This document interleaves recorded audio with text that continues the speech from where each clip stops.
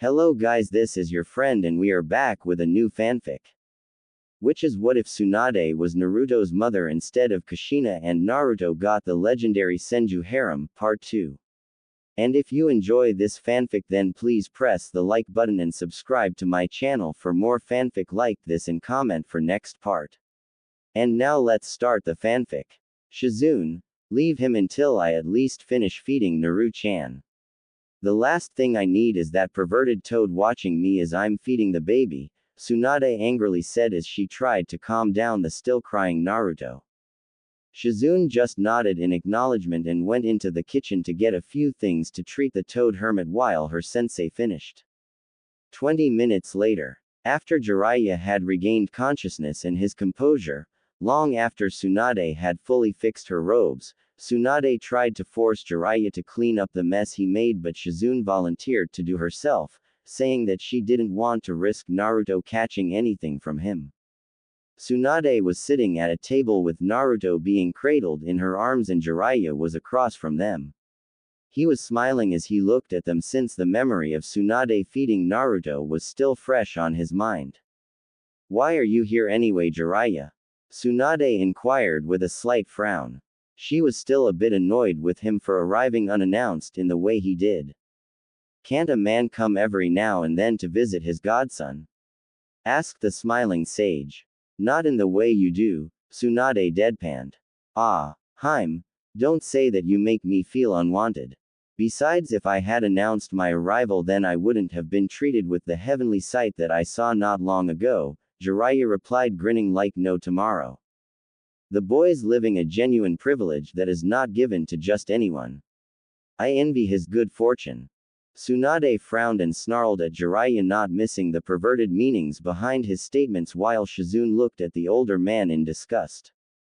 "If I wasn't holding Naru-chan right now you would be halfway flying to Suna right now," Tsunade said through narrowed eyes. Jiraiya just chuckled nervously and decided to change the subject as to why he was really here. "Alright Harem, all joking aside, you're right, there is a reason why I'm here," Jiraiya spoke, all humor leaving his face. Immediately Shizune and Tsunade straightened up and began to listen intently to what Jiraiya had to say. "As you both know, I left the village to reconnect with my spy network to keep an ear open for any news about anything that may concern you or the Gaki here," Jiraiya said while motioning to Naruto. Both of them nodded since they knew this, although Tsunade did frown at Naruto being called a Gaki but decided to let it slide for now. Currently the other villages are watching Konoha closely to see how badly the military strength was hit during the Kyuubi attack and the loss of Minato. Thankfully Sensei's been able to keep the other villages in the dark about how badly Konoha was hurt, so as far as the other villages are concerned Konoha is still strong. Plus, Konoha's alliance with Suna is also another thing to make the other villages hesitant to try anything. "So I don't believe that they'll try to attack the village," Jiraiya informed, to which Tsunade just nodded for him to continue. "Also, no one knows about you having Naruto, so I don't think you have to worry about anyone coming after him anytime soon. But you should still lay low like you've been doing since we don't want any trouble, especially at this point and time," to which Tsunade was in complete agreement. "Another thing I learned just last month, some new group is coming out. They're keeping below the radar so to not attract attention and are highly secretive. From what my informants tell me they'll be big trouble in a couple of years." "What do you mean by that?" asked Tsunade. "The group is currently made up of 6 missing nin and not your run-of-the-mill missing nin. These guys are all S-class missing nin," replied Jiraiya. This shocked both the women present. S-class missing nin was the highest types of ninjas there were, except for few others who was credited with being given a double S-class rank, those being Tsunade's grandfather Senju Hashirama, Sarutobi Hiruzen, Hashirama's arch-rival and nemesis Uchiha Madara, and Naruto's father, Namikaze Minato. It made Tsunade especially worried since shinobi of that caliber rarely ever try to work together since they usually end up fighting or killing one another. The only way for any of them to willing work together would be if they were being led by someone stronger than any of them. Tsunade was worried because anyone that was able to get 5 other S-class missing nin working together would have to be incredibly powerful. Do you know who the members are? Tsunade asked. I know one member but that's it. The rest I don't since like I said, the group is highly secretive, responded Jiraiya. Who is the member that you know of? Our old teammate, Orochimaru. Tsunade frowned upon hearing this. Although she was not there when Orochimaru's treasonous acts were revealed by Sarutobi, she had heard about them not long after. Although she had severed her ties with Konoha, his betrayal still hurt her. He was still her friend at one point. I'm surprised he would be willing to work with others again considering he usually prefers to work alone, spoke Tsunade. My guess is it was a matter of convenience. They most likely protected him and helped him elude the Oinen and us. But knowing Orochimaru, he'll most likely betray them like he did us when it suits him best. Tsunade just nodded her head in agreement. So what exactly do they call themselves? Surely their group goes by some kind of name, and what exactly do they want since S-class missing nins wouldn't really work together without some kind of reason? Shizune asked. They call themselves the Akatsuki and you can recognize them by what they wear. They all dress in the similar outfit. Each member wears dark cloaks with red clouds with a red interior, a chin-high collar, and wear a conical straw hat with small spike-like balls hanging down to cover their faces. As for their plans, I don't really know for certain, but from what my sources tell me they're going after Jinchuriki. To be more precise, they're after the Bijus inside the Jinchuriki, Jiraiya answered, shocking both women and causing Tsunade to hold onto Naruto tightly. Or why you certain, Jiraiya? Asked a worried Tsunade, to which the sage just nodded. My advice, Tsunade, is that if you ever see anyone who matches the Akatsuki description, get out and run as far away as you can.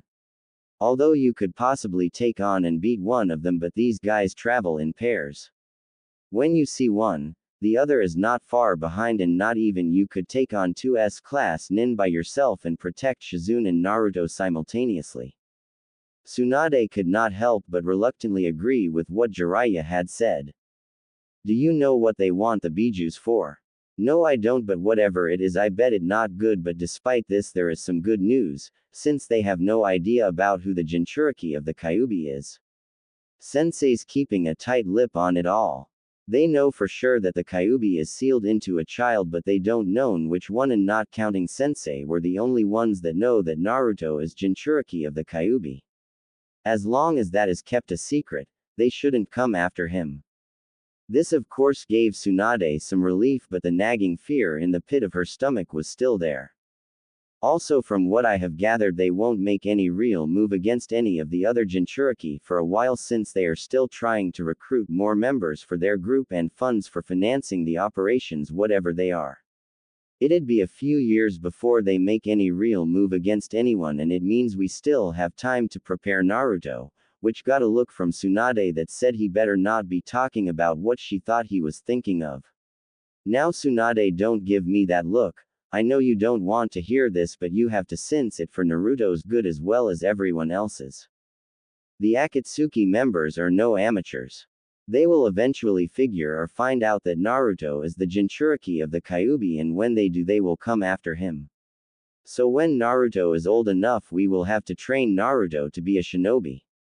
At this point Tsunade was about to interrupt, telling him no, but before she could, Jiraiya cut her off and continued. Tsunade, like Sensei said, Naruto has the blood of some of the strongest shinobi to ever exist running through his veins, with you being among them as well.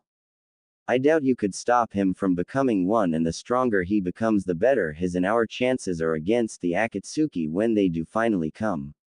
Also, Naruto will have to learn sooner or later that because of whom he is, who he related to, and what he is, he will always have to watch his back. There will always be those who will want to either use or destroy him because of what he may one day become, said Jiraiya with finality. After Jiraiya finished speaking, Tsunade remained quiet and just looked down at her son, who had finally stopped squirming and was falling asleep in her arms. As she did, she found herself silently cursing Minato for the 1000th time for turning her son into a Jinchuriki. After several minutes of just looking down at her sleeping son, Tsunade finally looked back up at Jiraiya. When she did, Jiraiya saw a look of determination in her eyes that he had not seen in many years. If that's the case, then so be it. When he is old enough, we will both train him. If any of these Akatsuki bastard try and take my son from me, they will have to go through me first, and they will find out firsthand why I am a Sannin, said Tsunade with a fire of determination in her eyes. Jiraiya saw this and just smiled and nodded. He could see that the love she had for Naruto and her maternal instincts to protect her child had reignited Tsunade's fighting spirit, one that he thought had long been extinguished. Shizune herself also made a silent vow as well to help with Naruto's training. Although she was not as strong or knowledgeable as either Jiraiya or Tsunade, she would help to protect her godson in whatever way she could. That night, Tsunade was sleeping peacefully in her room. All was serene until Naruto started crying in his crib. Tsunade woke up to this and got up off her futon. Going over to Naruto, Tsunade picked him up and held him, resting his head on her shoulders while gently rocking him in her arms. Naruto soon calmed down and quieted, much to Tsunade's delight. After another minute, Tsunade said thoughtfully, "I bet you're hungry, my little Naru-chan." Tsunade sat down on her futon with Naruto and prepared to feed him. Just as she was about to open her night kimono, the door to her room opened, revealing Shizune cradling something in her arms. "I'm sorry, Tsunade-sensei," Shizune said. "I came in earlier to change Naruto's diaper when you were sleeping, and I was just bringing him back now. I didn't want to wake you." Tsunade then saw that Shizune was cradling a fully awake Naruto in her arms. When the slug Sannin saw that, she knew that something was definitely wrong with this scene. "Wait a minute," Tsunade exclaimed. "If that's Naruto, then who am I?" Looking down at her arms, Tsunade saw that she was cradling a wooden log in her arms. While cradling the log, she turned and saw Naruto, quietly attempting to crawl and sneak away from her towards the opened window. As Naruto was making his way towards the window, he then felt an extreme bloodlust approaching and coming from behind him, as well as the sickening cracking of knuckles that became infamous whenever Tsunade was about to dish out a lot of pain. As he fearfully and slowly turned his head, he thought of one word that he thought might have saved him with puppy dog eyes and the ing of his right thumb: mama. Sadly, it did not work, and Tsunade sent him soaring out the open window, where she quickly followed after him. The same small figure came crashing hard into the ground, forming a crater in it. The figure transformed back into his real self and was in much pain. He felt several of his bones break and was sore all over. "Wow," Jiraiya mourned. "So close, damn that Shizune. I was just a few seconds away from paradise, and I was really looking forward to having some of that good stuff she treats Naruto to." But before Jiraiya could finish what he was saying, he suddenly felt a dark shadow hovering over him, as well as a familiar bloodlust and killer intent on him again. He slowly and fearfully turned around and was again faced with Tsunade, who had a sadistically sweet smile on her face again. "You didn't think you get off that easy, did you?" Tsunade asked rhetorically as she hovered over him. As she came closer to him, Jiraiya could only whisper one word: "Mercy." But sadly for the Toad Hermit, there would be none. For about 10 minutes, terrifying screams of pain and abject misery could be heard by all who were still awake. Several miles away, a young couple who were quietly looking up at the full moon and a bright star in the night, when suddenly the women pointed up at a small object was soaring through the air. "Look, it's a shooting star, let's make a wish." "I don't think that a shooting star, sweetheart," said the man. "Then what is it?" asked the women. "I don't know," he replied, when suddenly a loud ear-splitting cry, "Yahoo-hoo-hoo-hooey!" several miles further away. The shooting star then came crashing hard into the ground, forming yet another crater. The shooting star was in fact Jiraiya, who slowly crawled out of the crater before checking himself for whatever additional damages that was done to him by Tsunade's beating and as a result from the impact to the ground. In any case, he was in for a long crawl back to Tsunade house and a whole world of pain. Meanwhile, back where Jiraiya first landed, a very pissed off Tsunade was standing outside the first crater Jiraiya landed in and looking up at the night sky. Damn perverted excuse for a life form, Tsunade stated. I just might kill him if he pulls that stunt again. After which she then went back to the house to kiss her son goodnight before going to bed again. 1 month later, a month after Jiraiya came to give to his news on the Akatsuki and his failed attempt to be fed by Tsunade, things settled down again. The house even had one new occupant, said occupant being Jiraiya. He had decided to stay for a little while to spend some time with his godson and get to know him a little. In which case, he acted as part-time babysitter whenever Tsunade and Shizune were out helping to treat the villagers.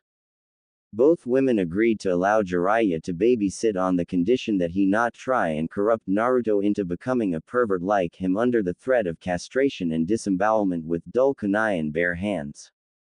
It was after a long day from healing a large number of people who had traveled from the outer parts of the village to get Tsunade to treat their various ailments that when she and Shizune came back to the house to find Jiraiya watching Naruto. The baby was playing with 3 small summoned toads that Jiraiya had summoned for Naruto to play with, which Naruto loved doing since he would waddle after the toads as they hop around the room with him trying to catch them. When Naruto saw his mother and Shizune, he squealed happy and waddled over to him mother to hug her, and as he went over to her he said, "Mama," which surprised them since they did not expect Naruto to be speak this way for few more months. Since he had shown no real signs of trying to speak other than babbling. Tsunade then picked up Naruto and asked, "What did you say, Naru-chan?" "Mama," repeated the blonde baby. This caused her to hug and cry in joy for her son at speaking his first real word. "What a smart boy you are, Naru-chan, you only started walking a few weeks ago and now you're starting to talk." "Naruto, can you say Hakubo, auntie? Can you?" asked Shizune as she gained Naruto attention. Nei-chan, Naruto said.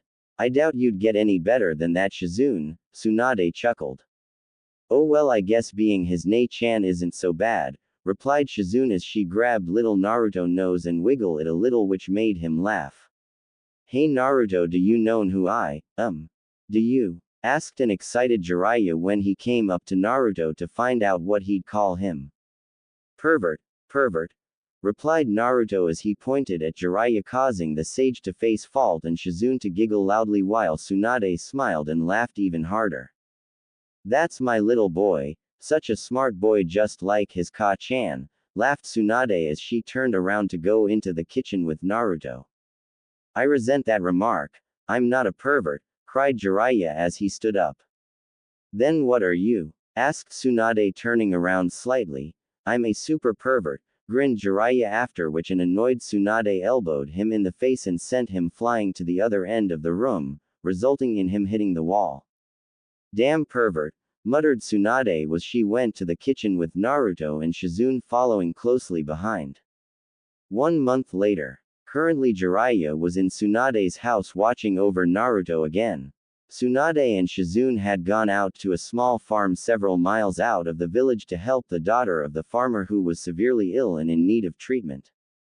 As he was watching Naruto, he was also trying to come up with new ideas for his latest book, but unfortunately he was having a severe case of writer's block. After a while he decided to take a walk around the village since he thought that the fresh air and exercise would do him good and re-energize his writer's imagination. As he walked around the streets of the town carrying Naruto, many young girls and women came over to him when they saw him carrying him. They started to surround them, commenting on how cute he was and adorable his whisker marks made him. Soon enough Jiraiya quickly realized that Naruto was a babe magnet and began cursing himself for not thinking of the sooner. After the women that had surrounded him and Naruto left, Jiraiya quickly ran to the village hot springs entrance where he knew that most women came out at this time to go home for the night and quickly put his plan into action. When Jiraiya saw a group of women coming out of the hot springs, he quickly acted as though he was about to enter himself. Jiraiya began to hum when the women ran toward him, commenting on how cute Naruto was. Yes, ladies, he is very cute, isn't he? Queried Jiraiya. Is he yours? Asked a random woman. Why, no, he isn't. He's actually my godson. The women then began to swoon over Naruto, commenting how adorable he was with his whisker marks or how beautiful his eyes were, and asking more questions about him to Jiraiya, who was far too busy looking at theirs to answer any of their questions. As all this was happening, Naruto grew more and more confused as to why all these strange ladies were surrounding him. Unfortunately, the confused look that appeared on his face made him all the more adorable to the women, who began to pinch his cheeks and ruffle his spiky hair. Jiraiya smiled as he continued to ogle the swooning and silently thanked Kami for his godson's cuteness. Things seemed as though they were only going to get better when Naruto tried to grab onto the woman's finger with his small little hand, which earned him even more attention from the women. Oh, he's trying to grab my finger. He's so adorable, isn't he? Said a brunette woman. Naruto, who was still a little confused at where he was, but when he looked up to see his godfather smiling back at him, he immediately giggled and decided to enjoy all the attention and began to bounce up and down in his godfather's arms, which only made the women attract to him even more. Jiraiya couldn't believe that Naruto could get him this much action and made a mental note to hint to Tsunade that he could watch him whenever she needed him to. Jiraiya began to think about how he could milk this even further when he suddenly remembered the time when Naruto wouldn't stop crying when he first babysat for Tsunade, and he summoned a toad which he almost squeezed into oblivion. Jiraiya smirked and patted himself on the back for his brilliant thinking, and then quickly summoned a small toad and ordered the toad to hop into Naruto's view. While Naruto was hopping up and down in Jiraiya's grasp, the toad jumped onto Jiraiya's shoulder. Naruto immediately stopped bouncing when he saw the toad and began to reach for it. The women awed at Naruto's actions and became even more infatuated with the young boy when he was able to get a hold of the toad and begin hugging it for dear life. Unfortunately, as Jiraiya was busy trying to make his move on the young village women, Tsunade and Shizune were entering the village after finishing with helping to treat the daughter of the farmer. They then decided to head for the hot spring to relax a little before returning home, since they believed that they deserved a little downtime after helping the young girl. When they were nearing the hot spring entrance, they saw a large group of women surrounding a tall white-haired man with a small blonde-haired boy in his arms who was squeezing a poor toad to near death. Tsunade quickly realized that the blonde boy was her son and the tall white-haired man was Jiraiya. She then quickly realized that Jiraiya must have been using her son to attract women. When she realized this, one thing was on her mind: kill Jiraiya, slow and painfully. As Jiraiya was about to make a move on the women, he suddenly felt a sense of dread wash over him and realized that his teammate must be somewhere nearby. Jiraiya's fears were confirmed when he turned around and saw Tsunade stomping right towards him with a very angry Shizune right behind her. She too knew what Jiraiya was doing with her nephew, little brother, godson, and for once she would not try and calm Tsunade down, she would actually help her kill Jiraiya. "Hi Saya, what's up?" asked a very nervous Jiraiya. "Oh, not much. I was just coming back from helping that young farm girl who got ill and decided to come here to relax a little, and then I saw you and Naru-chan here. I was just wondering why you were here when I thought you'd be at home," said Tsunade all too sweetly for Jiraiya taste. "Oh, well, you see, I just wanted to spend some time with him, and, as you can see, he is very happy," spoke Jiraiya nervously as he tried to come up with a good excuse to avoid being beaten to a pulp by Tsunade and probably Shizune as well. When Tsunade looked at Naruto, he was indeed happily squeezing a poor toad to death. "Well, Jiraiya, tell your friends goodbye because we need to get Naruto back home before it gets too late since it's nearly his bedtime," said Tsunade with a look in her eyes that promised pain when they got back. Jiraiya informed the women that he and Naruto had to go, and all the women sighed, though knowing that the boy's mother wanted him home. So they reluctantly said goodbye to the pair. "So Saya, let's get going," said Jiraiya. "Oh, I agree wholeheartedly," said Tsunade, who took Naruto away from Jiraiya, who began to walk away. And just where are you going, Jiraiya? Said Shizune, who was twirling her Senbon needles, which made Jiraiya very nervous. Back to the house like you said. Oh, we have a much quicker way for us to get there, said Tsunade. Tsunade and Shizune each then placed their hand on Jiraiya's shoulders, and the four of them were shunshin back home. Well, Tsunade, I should get going. You can put Naruto to bed and I'll go myself, since I better get back on the road again, Jiraiya quickly said and tried to get away, but Tsunade grabbed him by the collar and forced him to the ground. Tsunade looked at Jiraiya and then told Shizune to put Naruto to bed while she had a talk with the terrified Toad Sage. Shizune left the room with Naruto, who was cuddling the toad, while Jiraiya pleaded with Tsunade. Shizune, before you put Naruto to bed, see if he might be hungry, said Tsunade as she began to crack her knuckles. I will, sensei, but please save a piece of him for me, please, Shizune replied as she went to the next room. I'll try, but no promises. I'm sorry, I just wanted to take Naruto to meet some new people, that's all, I swear, pleaded Jiraiya on bended knees. I see. Jiraiya, I would like you to meet someone that you are very familiar with. Who? The end of my fist. After which, for the next hour, screams of pain from a certain super pervert could be heard for several miles around. Currently sitting down on the porch of her new temporary home was Suan, drinking a small plate of sake. As he looked out to the trees near to her, she saw her son, 5-year-old son Naruto, whom she had been watching for the past 4 hours, running up and down the tree he had been climbing by channeling his chakra from his feet. Suan could not help but smirk at all the energy that her son had. Most kids his age wouldn't have enough chakra to go up even a quarter ways up the tree, let alone be able to channel their small chakra reserves to their feet and even try to walk up the tree. They had began Naruto training when he was 4 and slowly increased the training little by little. At first they only had him running, but soon after they started him to teach him to read and how to channel chakra, do different exercises and wear weights. It had been a trouble getting him to settle down enough so to teach him to read, since like when he was a baby, Naruto was still a very active child who did not like to stay still long. But eventually they were able to get his interest into reading by having plenty of pictures with animals on it, since he enjoyed animals.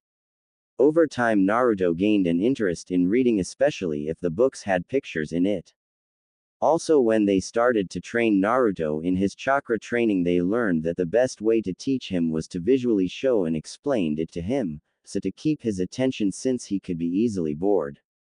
But even still, when Naruto started to train to control and use his chakra, they learned 2 things.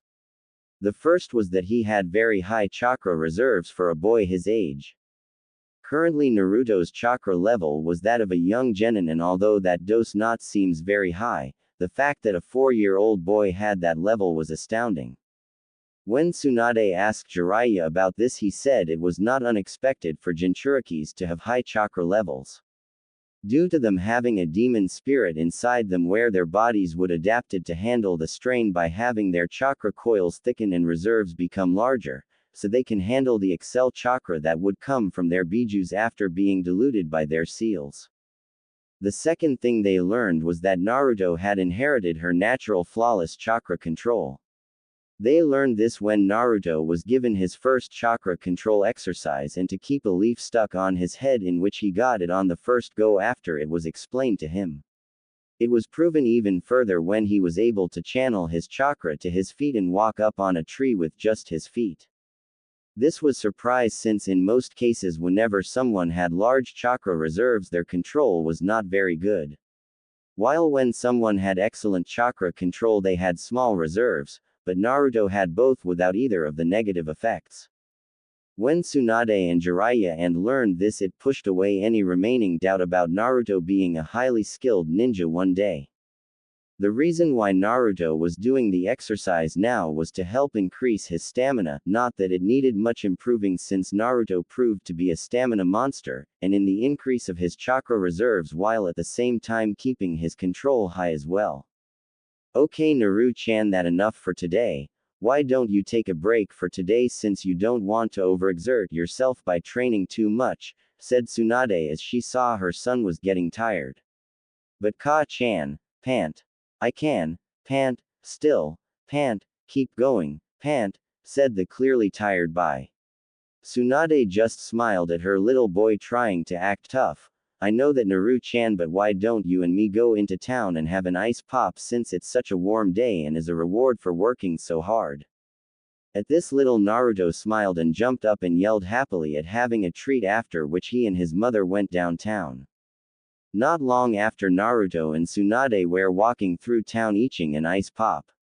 Tsunade had her special genjutsu on where everyone in town saw her as a medium-sized raven-haired woman with blue eyes, while Naruto just saw her as she usually was.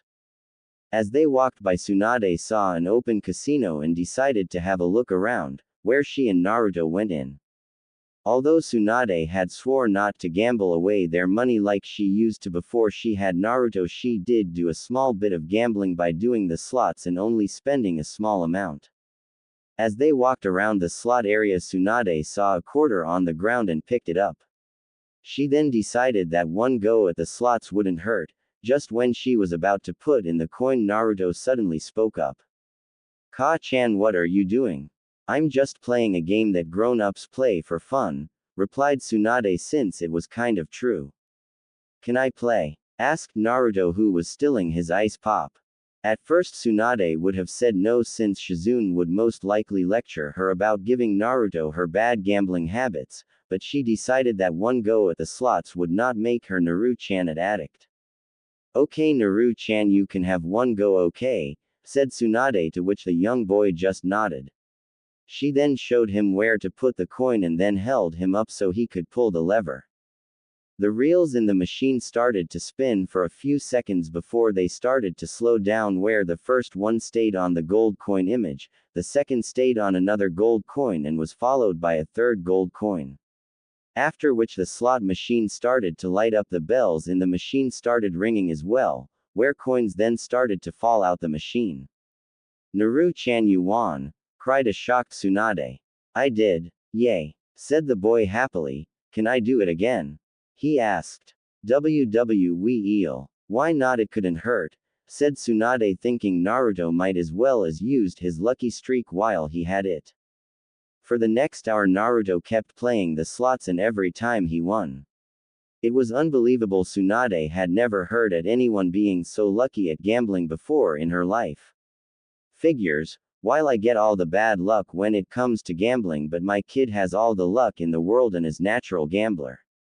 This must be Kami bitch slapping me again like this, though Tsunade annoyed. It was as she was thinking this that Tsunade quickly decided to try something else to see how lucky her son really was. Hey Naru-chan, how about we go try another game? Said Tsunade. Okay. After which Tsunade quickly brought all the buckets that she had gotten to carry the coins Naruto won and ground them to be exchanged for chips. After then she then brought Naruto and the chips to the crap table, where she simplified the rules, where all he had to do was throw the dice and try and keep getting good numbers like 7 with the dice. After Tsunade had placed Naruto bets for him, he began to throw the dice like he was told, and like with the slots Naruto kept getting the numbers he needed and was cleaning house at the crap table. My little Naru-chan, a gambling genius, cried Tsunade happily as she hugged his son tightly when she was seeing how much money her son was winning. Naruto just struggled to breathe as his mother smothered him in between her two large mounds, much to the envy of the men who were watching Naruto play. After the dealer at the crap table had told them that they could no longer play there, Tsunade decided to take their winnings, a stagger 20 million ryo in chips, and went to the roulette table and put Naruto gambling luck to the true test. Okay Naru-chan, this is simple. All you have to do is tell Ka-chan what number to pick and money, we put the money on it, okay? Remember what Ka-chan said earlier, it all or nothing, said Tsunade, to which Naruto in understanding. Tsunade placed the boxes full of chips on the table, and just when she was about to ask Naruto what number, a familiar voice shouted out which make her cringe. Sensei. Several minutes earlier. Shizune was travel through the streets with her shopping with Tauntaun and was on her way home when she suddenly saw a large group of people in the local casino. As she walked by, she heard some people mutter about some women and her kid were cleaning up in the casino. Deciding to have a look, she went in, and when she did, she saw the women was none other Tsunade with Naruto betting at the roulette, at which point she cried out angrily to her sensei. He, Shizune, how it's going, spoke Tsunade like a kid who had its hand caught in the cookie jar. I was fine until I came in here to see what all the fuss was about and found my sensei using her son for gambling, spoke Shizune angrily. Oink! Cried Tauntaun angrily at her mistress. Hey now Shizune, calm down, it not like that, you see. After Naruto's training I decided to treat him to an ice pop, and when we saw the casino I came to have a look and I found a quarter on the floor. After that I was just going to have one go when Naru-chan said he wanted to and I let him, thinking it wouldn't do any harm. When he did play he kept whining and whining at the slots and then at the crap table. He a gambling genius and has more luck than a four-leaf clover, said Suan trying to explain herself. I don't what your reasons are, you had no, said Shizune angrily before she was interrupted by Suan. But he won over 20 million ryo already. I don't care if he won, said Shizune before she stopped and spoke again, TT 20 million ryo, to which Tsunade just nodded. Shizune was close to fainted when she heard this, but before she could the man of the roulette table spoke. All bets are closed, one straight up bet. At which the two women turned to see that Naruto had made a bet by himself. Naru-chan, what did you do? Cried Tsunade. I did what you said, Ka-chan. I went all or noting and beat all the money on number 2 red, replied Naruto happily, which caused his mother to cry in frustration and making her cruise herself for her poorly chosen words. As the roulette began to slow down, the two women were biting their nails out of pure nervousness while Naruto just looked on happily, not truly understand what he had just done. As the ball began to slow down further and was hoping along the other slots. I can't watch, cried Shizune as she closed her eyes as her nerves couldn't take the suspense, and was quickly joined by Tsunade as she too closed her eyes, along with Tauntaun, who was lying down and using her hooves to cover her eyes. As Tsunade did, she just saw the ball hoping into OO black and thinking that they lost. Tsunade was ready to hear the man say the house won. But instead of that the man said, 2 red player wins and has broken the bank. At this Tsunade popped open her eyes and saw that the ball had indeed landed on 2 red and it must have hopped out OO black rights when she closed her eyes and hopped into 2 red.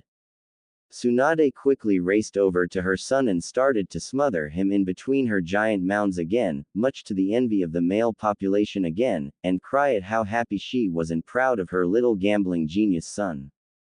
Shizune on the other hand just fainted, since when she heard that Naruto won she quickly calculated that on the odds of 36 to 1. Multiplying that to the 20 million that Naruto had won and bet in a single straight up bet, which added up to Naruto winning over 720 million ryo. After they had got all the winning they cashed out and sealed all the money into a scroll and quickly left. If they had stayed they would have seen the casino owner crying since his casino was ruined now. When they got home Shizune berated Tsunade for taking Naruto and having him gamble for her, and told her that she was forbidden to take Naruto to a casino ever again, much to Tsunade's annoyance. She also had the money that Naruto won sent to Sarutobi so he could put it in Namikaze account since the money was his since he won it all. Although Tsunade did cry at the loss of all the money and all the things she could buy with it. Konoha the next day. Currently sitting at his desk, the Sandaime Hokage was reading Jiraiya's newest book Ika Ika Violence, since today was one of the few days that he had no paperwork. As he was reading there was a sudden poof, and when he looked away from his book he saw one of Suan's slug summons on his table with a scroll on its back. Greeting Hokage-sama, I have a message from Shizune-san, spoke the small slug. What you that message be then? She would like you to put the money in this scroll into the Namikaze family account. If I may ask, how much is in this scroll? Asked the old cage as he took the scroll. 720 million ryo, replied the slug summon plainly.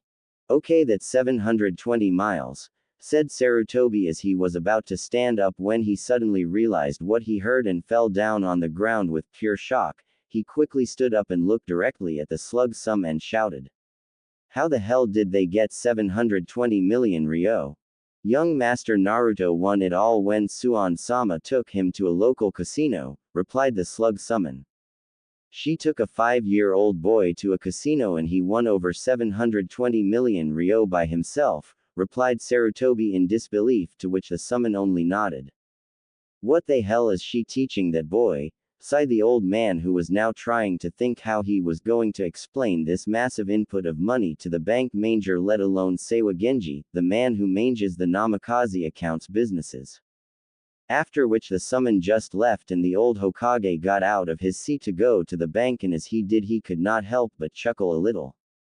It seems that young Naruto has not inherited you bad luck at gambling, Tsunade. In fact, he has the direct opposite in terms of gambling and you. I look forward to what other surprises young Naruto will have for us when he comes to Konoha, though. Sarutobi. 1 month later. Currently Tsunade was sitting in the living room reading a medical book in her new house, since they had to move out of the last town they were in, due to the fact that a 5-year-old kid winning 720 million ryo kind of draws attention to you. As Tsunade read the book she could not but sigh, since today was her birthday and the only one who remembered it was Shizune, who got her this book.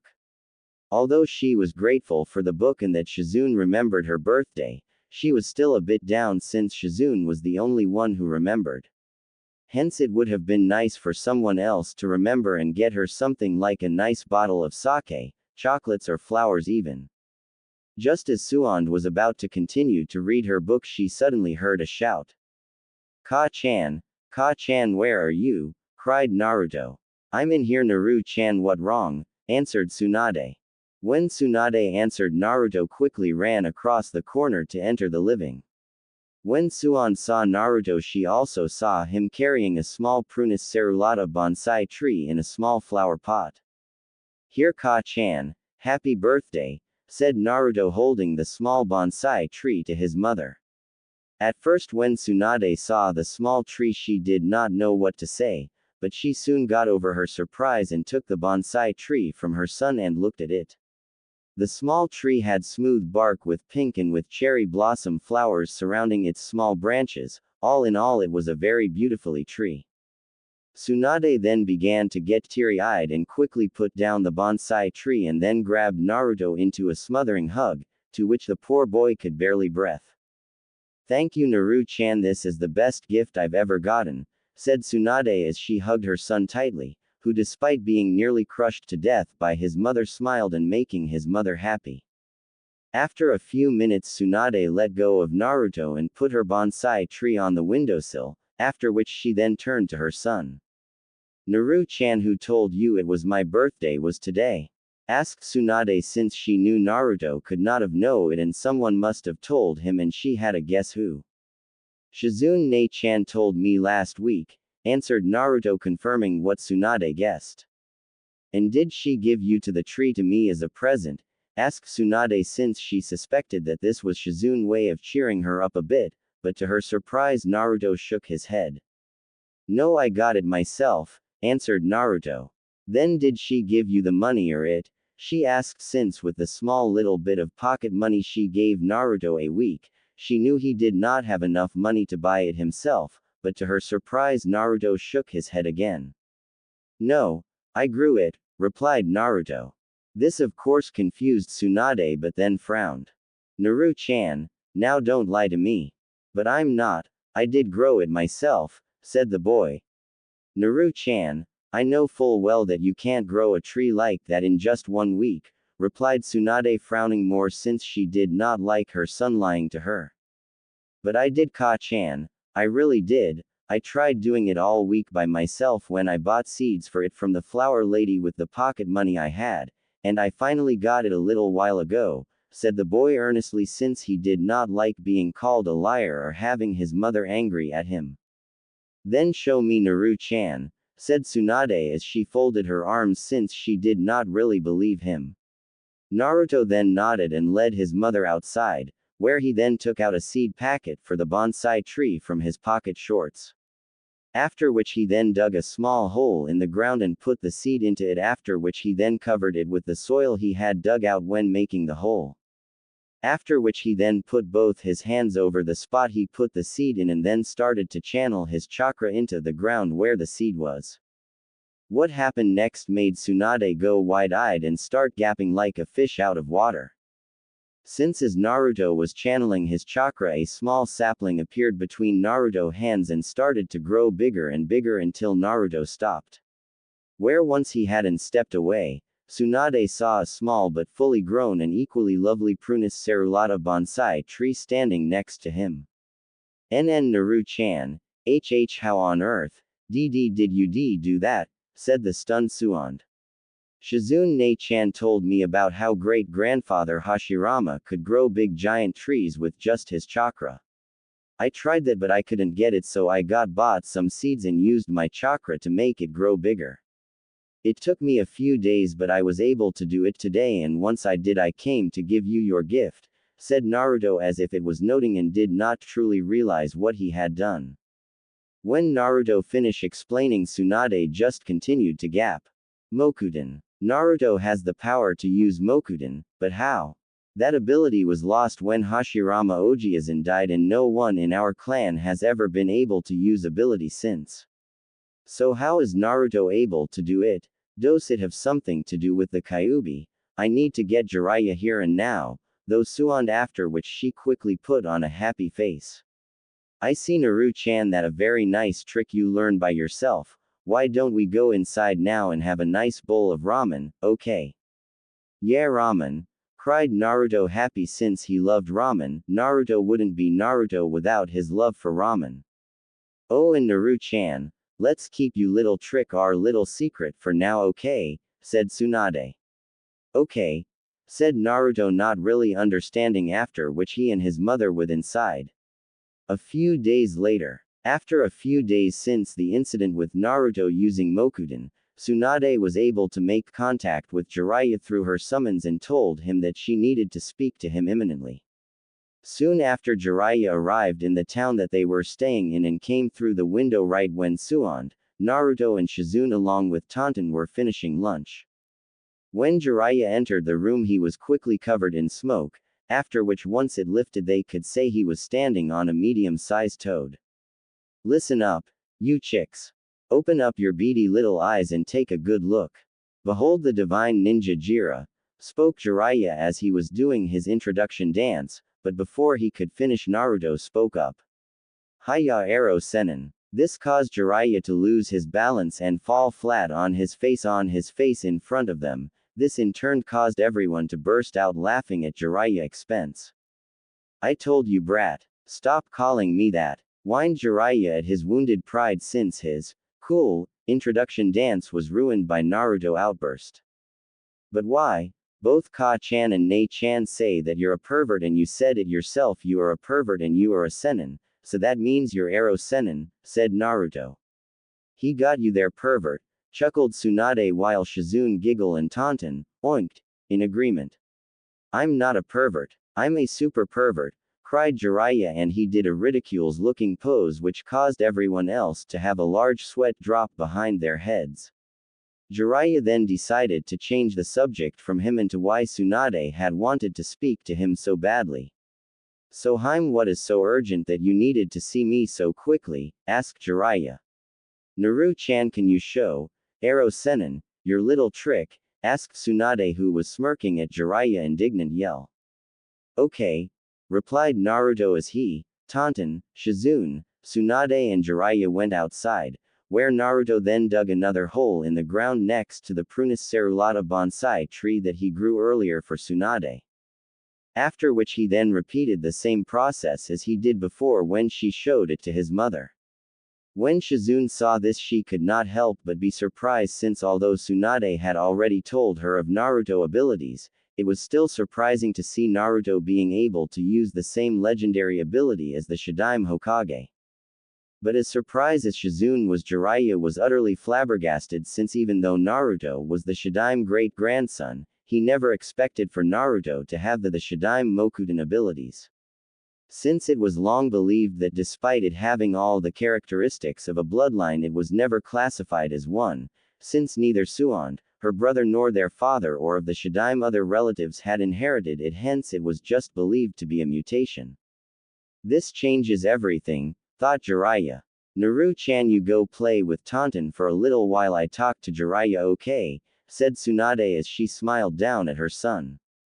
Okay Ka-san. Come on Tonton, let's play tag and you're it, said Naruto as he ran off.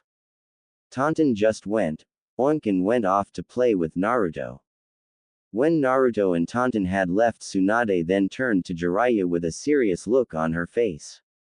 You can see why I wanted to talk to you immediately, said Tsunade and turned to face Jiraiya, who had an equally serious face and just nodded on what Tsunade had said since he was in deep thought. Jiraiya, is this an effect of the Kyuubi being inside Naruto? Asked Tsunade. No, I don't believe so, since although there has never been a Jinchuriki for the Kyuubi before, I'm still certain that isn't a side effect of Naruto having the Kyuubi inside of him, since it doesn't match the abilities that the Kyuubi is known to have. Although Jinchurikis are each given special abilities by their bijus, for example the Ikibi no Shukaku Jinchurikis always have the ability to control and manipulate sand. But in Naruto's case no, since the Kyuubi abilities have no connection to nature or Mokuden but your clan dos, hence I believe Naruto has just reawakened the Mokuden ability. But how is that possible? Mokuden is a mutation that only appeared in my grandfather, it isn't a bloodline, replied Tsunade. Well, it seems that we were wrong, since it the only answer as to why Naruto has it, spoke Jiraiya. Then why is it that my grandfather was the only person to be able to have it? Why didn't my father, Nawaki, myself inherit it from him, or any of the other members of my clan have the ability to use Mokuden as well? Asked Tsunade. The only reason I can think of is something that I read a while back when I was training in Myobokuzen, during which I came across an ancient record written by a sage long back when the great shinobi clans were only being founded. In the scroll it spoke how when the bloodlines were first showing up, it said that the bloodlines were unstable and many of the children of bloodline holders did not receive their parents' bloodline. It was not until a few generations more after the first bloodline holders of each bloodline did the bloodlines finally stabilize so that the other generations of the clans would have them. This can explain how not everyone in a clan with a bloodline can receive and use their clan's bloodline, since it may have not stabilized in certain people. The Uchiha clan is a prime example of this, since only a quarter of its members can use the Sharingan, since it was only the ancestors of that part of the clan who bloodline finally stabilize enough for it to be passed down to them, spoke Jiraiya and continued. My guess is that your grandfather was the first person to be born with the Mokuden ability, and like with the first bloodline users, the Mokuden bloodline was too unstable to be passed on to his descendants like your father, your brother and you Tsunade. But it seems that the Mokuden ability has finally stabilized with Naruto, hence why he's the one to have it, finished Jiraiya. Tsunade just nodded since it made sense, and as a medic she knew a lot about genetics, and how some genetic traits are not always inherited by everyone in a family or clan, especially if certain genes were unstable. I'm also afraid that now with Mokuden, Naruto is in even greater danger than he was before, spoke Jiraiya again, which Tsunade frowned and nodded in agreement, while Shizune just looked confused and decided to ask why. But Jiraiya-sama, why is Naruto now in more danger with Mokuden? The reason is because when word reaches the other villages and certain organizations like the Akatsuki, they will come after Naruto, since he would be very useful to the Akatsuki, with his Mokuden powers. Especially if he is properly trained in it, he could help the Akatsuki greatly by subduing the other Jinchurikis, by using his Mokuden powers to suppress their Biju's powers, making them easier for the Akatsuki to capture them. Not to mention other villages would want him to use him as a weapon to use against other Jinchurikis, since the power of the Shadaime Mokuden is well known by all, where it could match even the Sharingan in terms of powers and certain special abilities. They would want it even more if I'm right about the Mokuden finally stabilizing and becoming an official bloodline where Naruto could pass it on to his future children. In which case they would use him as a breeder to make entire clan of Mokuden users, where they would have an entire clan with the power to suppress bijus and controls them. Something that many villages would stop at noting to have, and if they could not have it they would have Naruto killed to keep others from having that kind of power. It would be even worse if they found out that Naruto was also the Jinchuriki for the Kyuubi, the strongest of all the bijus. Because if you combine the power of a Jinchuriki that contains the strongest of bijus inside him, with the power of Mokuden which can suppress bijus' powers and control them, you get a force that could be virtually unstoppable. In which every village in the elemental continent would be after Naruto and wouldn't stop until either they kidnap him and gain control of him or kill him and keep him from becoming a major threat to them. The Akatsuki would even pounce on him with everything they had, since Naruto could very well ruin whatever plans they have with the bijus, spoke Jiraiya. Shizune paled at the thought of her godson, little brother, nephew being in now greater danger than before. Suan just frowned deeper and nodded in agreement, since she had come to the same conclusion as Jiraiya had when it came to Naruto's new ability when she waited for Jiraiya to arrive. So what do we do now? Asked Shizune. We have to increase and speed up Naruto's training more than ever now, since in a couple of years Naruto will need to be as strong as he can be to fight off enemies that will be coming after him sooner or later, said Jiraiya. Should we inform the Sandaime Hokage about Naruto having Mokuden? Said Shizune. No, we keep him in the dark about it, since the fewer people know about this the better. Since there might be a chance that someone like Danzo could intercept the message or somehow learn about it if we tell Sensei. Beside, when Naruto does eventually reveal that he has Mokuden to the village, Sensei will have the excuse of not knowing and he wouldn't have to deal with Danzo or his supporters on the council, trying to usurp his position over how he didn't inform them about Naruto abilities, said Jiraiya. Do we really have to reveal Naru-chan abilities to village Jiraiya? Can't we just keep it secret? Asked Suand. We have no choice, Haim. Naruto will need to learn properly control and master his Mokuden abilities if he going to stand a chance in the future. We can help him as best as we can, but still he won't be able to fully master or control his Mokuden abilities unless he gets proper training in it, answered Jiraiya. But how can he get training there? Naru-chan is the only Mokuden user in the entire world, said Tsunade. I'm afraid that's where you're wrong, Haim. There is one other, answered Jiraiya with a slight sigh. What? Jiraiya, you're not making any sense. Other than Naru-chan, my grandfather was the only other user to be able to use Mokuden and he dead, replied Suand. There is one other, said Jiraiya. Who? Said the annoyed Tsunade, who was getting annoyed with being kept in the dark. You see, back before Sensei discovered Orochimaru's experiments on the people and shinobis in Konoha to develop techniques that would grant him immortality, Orochimaru stole 60 infants and injected them with the Shadaime Hokage DNA in the hopes of recreating the Shadaime Hokage and his Mokuden.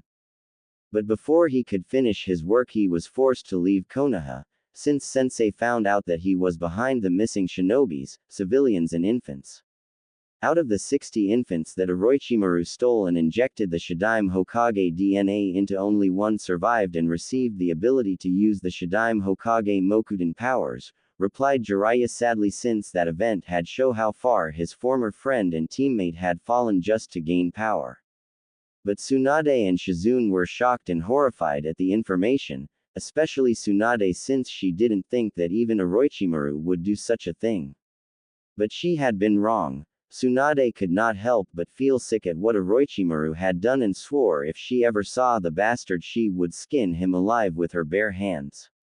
Since as a mother and a medic the very idea of experimenting on children in such a way turned her stomach.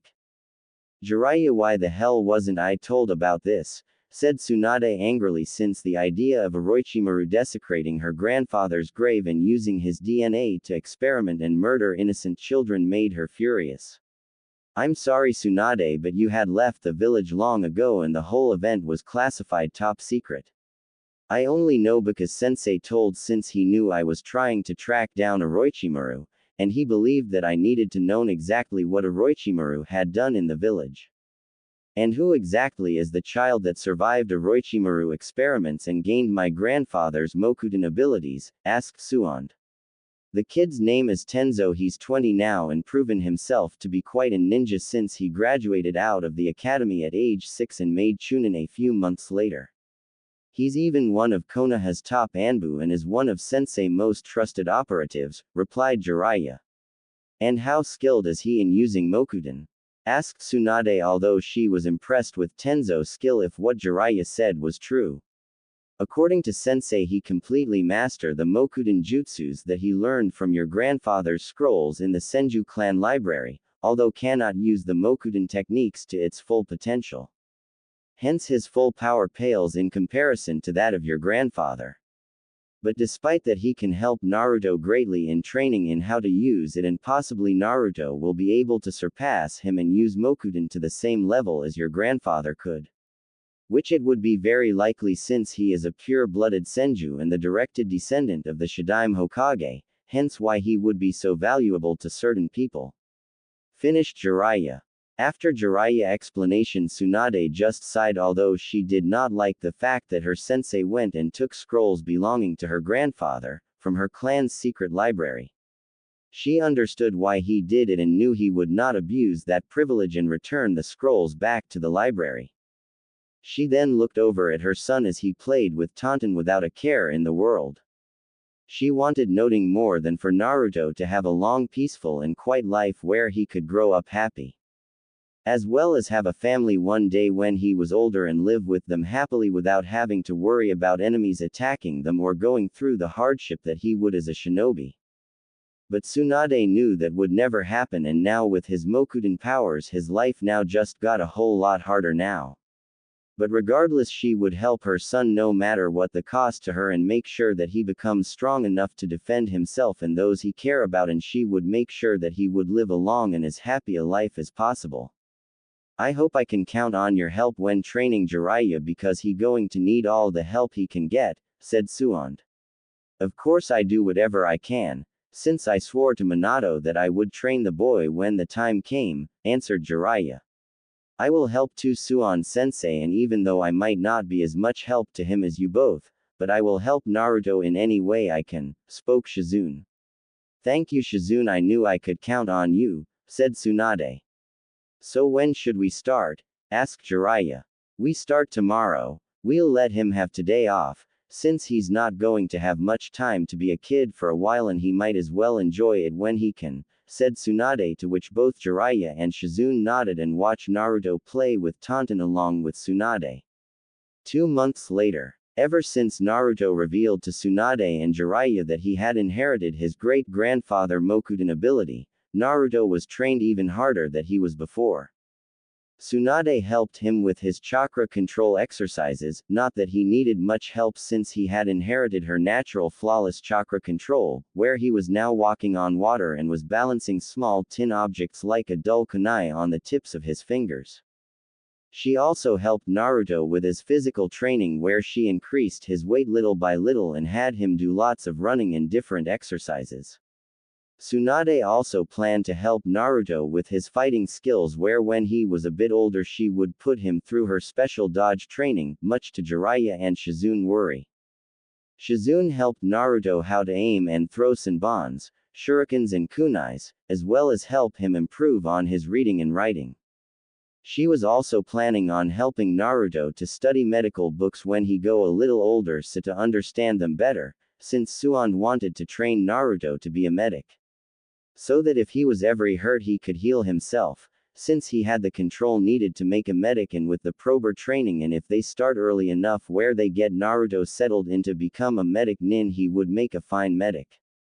Jiraiya was now just planning on helping Naruto to train by helping him to learn jutsus, where he planned to teach him just the basics like Henge's transformation technique, Shunshin no Jutsu, body flicker technique, Kawarimi no Jutsu, body replacement technique, and Bunshin no Jutsu, clone technique.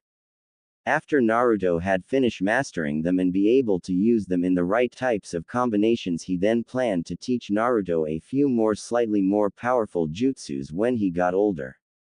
He did it this way since Jiraiya knew it did not matter how many different highly powerful jutsu a person have, if they did not know how to use them correctly then they were useless. Also he knew that if a person completely masters the basics and knows how to use them correctly then they would nearly unstoppable. Jiraiya also planned that when Naruto got a little older he would teach him Fuinjutsu, and with any luck the kid would be like his old man and be a genius at it. It was at this time now that Jiraiya had arrived on Naruto's 6th birthday to see Naruto and start to train him in jutsus. But when he arrived he found out that Naruto wasn't training today, instead he had the day off, and was celebrating his birthday with Shizune, Tonton and his mother. When Jiraiya arrived at the house he found Tsunade and Shizune together at the house cleaning up after their little celebration of Naruto's birthday. When he asked where Naruto was they told him that he was out in the backyard playing with Tonton again, with his new toy kuni and ninja mask that he got from Shizune and his new ninja teddy that he got from Tsunade. When Jiraiya went out he saw Naruto was playing ninja with Tonton, where he was chasing Tonton around with his ninja mask on and carrying him toy kunai and ninja teddy with him. "Hey brat, happy birthday," cried Jiraiya, getting Naruto attention. When Naruto heard him he turned to see Jiraiya weaving and smiling at him. He took off his mask and ran over to Jiraiya. As Naruto was wearing a small white short-sleeved shirt with a spiral design on its front and wore blue shorts. Naruto had also changed a bit from in the last 2 months. He had grown a little bigger, and his whisker birthmarks that he had gotten when the Kyuubi was sealed into him were gone. Jiraiya theorized that when Naruto's awakened his Mokuden bloodline, his bloodline negated the physical effects that the Kyuubi had on his body, since the Mokuden power did suppress Biju chakra. Oh hey Arrow Sennin. This of course caused Jiraiya to face fall down onto the ground, but he quickly got up and started to yell at Naruto. "Damn it brat, I told you not to call me that," cried the Toad Hermit. "But why, it's true and it's fun," giggled Naruto while Jiraiya just mumbled about youngest today showing no respect to their elders. So Arrow Sennin, causing Jiraiya to twitch his eyebrows in annoyance. "Did you come to play ninja with me?" asked the young blonde.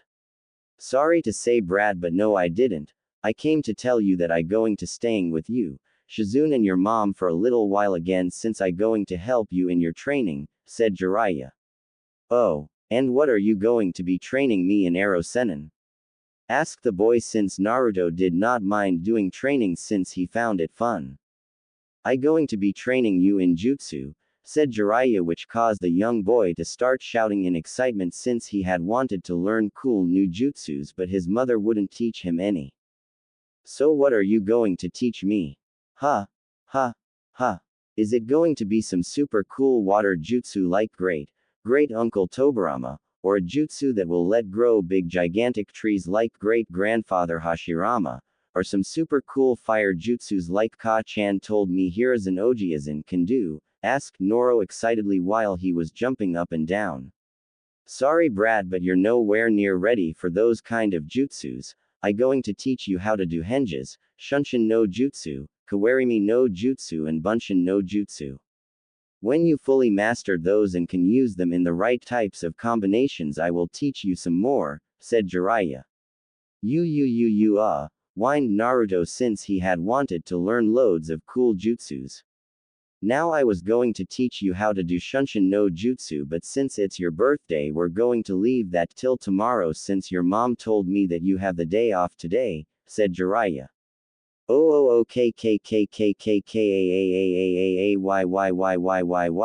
Said Naruto, since he was still down about not learning any super cool jutsus.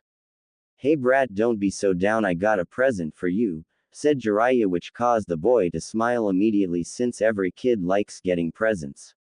"Here," said Jiraiya, taking a small brown paper package wrapped with twine out of his robe and handed it to Naruto. "Thanks Arrow Sennin," said the boy, taking the package and ignored the grumbling from Jiraiya about youngest today. "Now enjoy brat, I see you later. I have to met some who helping me with my research," for my next book, said Jiraiya as he giggled perversely. Research? What that and can I come? Asked Naruto since he did not understand and though it might be fun.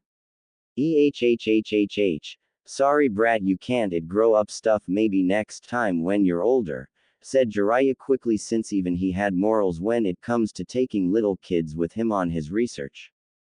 Besides he knew that if did something like that Tsunade would beat him within an inch of his life and have her slug summon Katsuyu melt off his balls with her acid. Okay, replied Naruto as we went off to open his present, while Jiraiya shunshined away. 10 minutes later in town. Jiraiya was in a small alley near the town local hot spring waiting for the person he had arranged to meet her. Soon enough a young short brown-haired man with brown eyes and wearing a white shirt and trousers came out of the entrance of the hot spring, and quickly ran over to the small alleyway that Jiraiya was waiting in. So did you get them? Asked Jiraiya eagerly. Yeah I got them but I nearly caught a few times when I was taking the photos, said the man holding up over 3 dozen photos of different young girls and women in the hot spring, wearing noting but towels or noting at all. The young man who took the photos was a towel boy who worked in the hot springs collecting the towels of the women after they had finished in the hot springs and gotten dress. Jiraiya had met the boy when he was in the town on his way to Tsunade house and quickly learned that the young man was a fan of his books and he also learned that he worked in the local hot springs. So naturally Jiraiya made a deal with the young man where in return for a little payoff, the boy would take photos of all the different young and attractive ladies who went into the hot spring for Jiraiya. Jiraiya quickly grabbed the photos and started to look through them, he then began to grin perversely and developed a large nosebleed and began to drool a little. The young man coughed loudly to get Jiraiya attention away from the photos and onto him. I believe Jiraiya-sama you owe me something, since I held up my end of the deal, spoke the young man. You're right, I do, said Jiraiya as he then quickly took out another small brown paper package wrapped with twine and handed it to the young man, who took it eagerly and began to quickly rip open the package. Pleasure doing business with you, said Jiraiya as he began to walk away and look back at the photos, thinking about all the different types of inspiration these photos would give him. But before he could fully walk away he was stopped by a sudden cry from the young man. Is this some kind of joke? Cried the young man angrily. What are you talking about?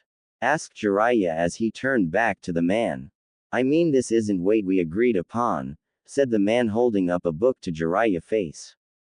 The book read, The Tale of the Utterly Gutsy Shinobi. Wait a minute, this is the book I gave Naruto for his birthday, but if this is it then that means the book I gave Naruto was, oh dear sweet Kami no. Thought Jiraiya in his mind as he realized what he had done and quickly snatched the book from the man and ran with a speed that would make Guy look slow even without his weights. All the while ignoring the angry cries of the young man about noting giving him what they had agreed upon. Several minutes later at Tsunade home. As this was happening Tsunade was sitting down and was about to get ready for a nice nap, while Shizune was finishing cleaning up in the kitchen and Tonton was lying down next to the chair she was sitting on. But before she could fully settle down she suddenly heard a cry. Ka-chan, where are you Ka-chan? After which Naruto then came into the living room carrying a book in his hand. What's wrong Naru-chan? Asked Tsunade. Ero Sennin gave me this book for my birthday, but I can't read it very well since there are lots of words on it that I can't understand, and the pictures are full of people doing funny things together, said the boy. Well come over here Naru-chan and I read you the story, said Tsunade as Naruto went over to her and sat on her lap, while she began to read the page that Naruto had left open for her to read. Katara began to dress the wounds that Shin had after his fight with the dark warrior Ashi. As she dressed his wound, Shin suddenly turned around and caressed her face gently with his large hand. As he did Katara then began to caress his chest gently with her small gentle hand. As they began to feel one another body Shin then suddenly grabbed hold of her chin, and kissed her deeply pouring in all the passion he could muster and felt for her from the moment he first set eyes on her. At first Katara was caught by surprise by Shin's kiss, but she quickly got over it, and began to kiss Shin with just as much passion as he was and began to pour all her heart and emotions that she had into the kiss. As the kiss deepened, Shin began to explore Katara's body with his hands, where he then began to loosen her sash that was around her waist, after which he began to remove the upper portion of her kimono to reveal her. It was there that Tsunade stopped reading the book to her son and read it silently to herself of a minute or so, where she then realized what just she was about to read to her innocent baby. Tsunade then quickly skipped to a few pages ahead to where the pictures for the book were, and saw that what they were showing. She quickly covered her son's eyes so he could not see the images of the detail various adult images. Ka-chan, what wrong? Why aren't you reading the story? What's happening and why won't you let me see the picture? Asked the boy as he squirmed in his mother's arm and tried to get her hands off from covering his eyes, but Tsunade would not allow it. Tsunade then quickly turned to the cover of the book to see exactly what Jiraiya had given her son for his birthday, and what she had been reading to him, although she had an idea what it was. When she turned the book, she read the cover. Ika Ika Paradise, limited colored pictured edition, with author autograph, exactly what she had thought. That damn perverted excuse for a life form. I warned him what would happen to him if he tried to corrupt my Naruto-chan and turn him into a pervert like him. When I get my hand on him, not even an entire army of medics will be able to heal him once I done with him. Though Tsunade furiously as she thought all the different ways he could torture and kill a certain toad pervert, she knew and thought about which would be the slowest and most painful way to torture and kill him. All the while as Tsunade was thinking of this, Naruto had finally gotten out of his mother hold and got her hands off his eyes. He tried to see the pictures in the book again but could not since his mother had closed the book. He then tried to get his mother attention, but she was too caught up in the different ways she would torture and kill Jiraiya to pay attention to him. And as if the heavens themselves were answering Tsunade's praise, Jiraiya suddenly appeared in the living. Naruto, where are you? I gave you the wrong bow, spoke Jiraiya panic-like, but stopped when he saw Naruto sitting on his mother's lap with her holding the book. It was then that Jiraiya knew he was too late and that he was dead man. When Jiraiya appeared, Tsunade slowly turned around to face Jiraiya, with a look in her eyes that was so frightening that it would have made the devil himself shit himself. The point was proven since Jiraiya nearly did so himself. She also had a smile on her face that was far too sweet, and made her look all the more sinister looking than their old teammate Orochimaru could ever look. Well Jiraiya, what a coincidence, I was just thinking about you, said Tsunade all too sweetly, which made Jiraiya shiver in fear and wanted to run as far away as possible, but couldn't since he was frozen with pure terror. All the while as this was happening, Naruto had gotten off his mother's lap when she stood up and was now watching what was happening since he did not really understand what was going on. Is there something wrong, Ero Sennin? Did you met the friend you said you were going to met for your research? Asked Naruto.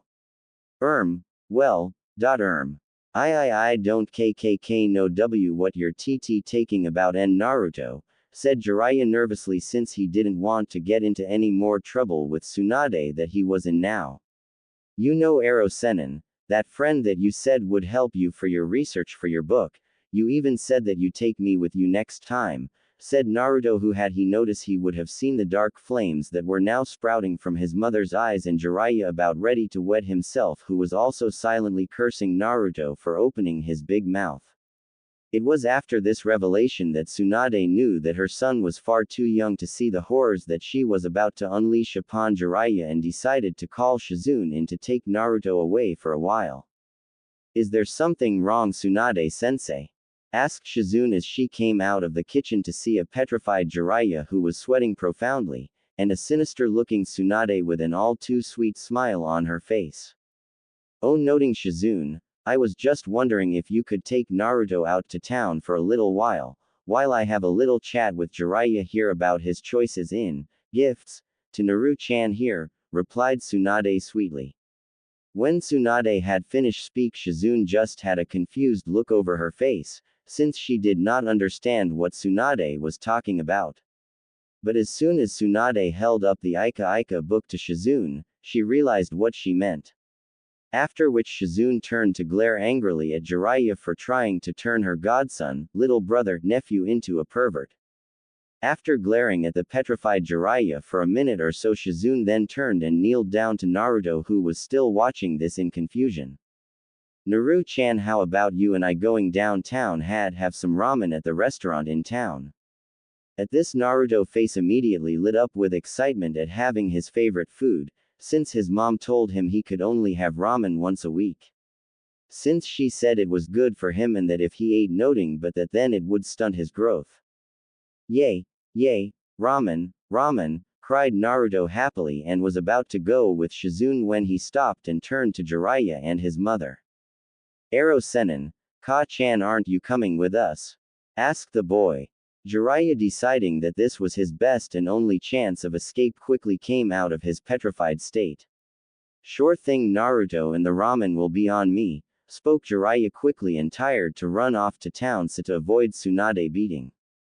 But before he could run away, Tsunade caught Jiraiya by the collar and kept him in place even despite the fact that he kept trying to run, but Tsunade's grip was iron tight and she just slammed Jiraiya down onto the floor hard.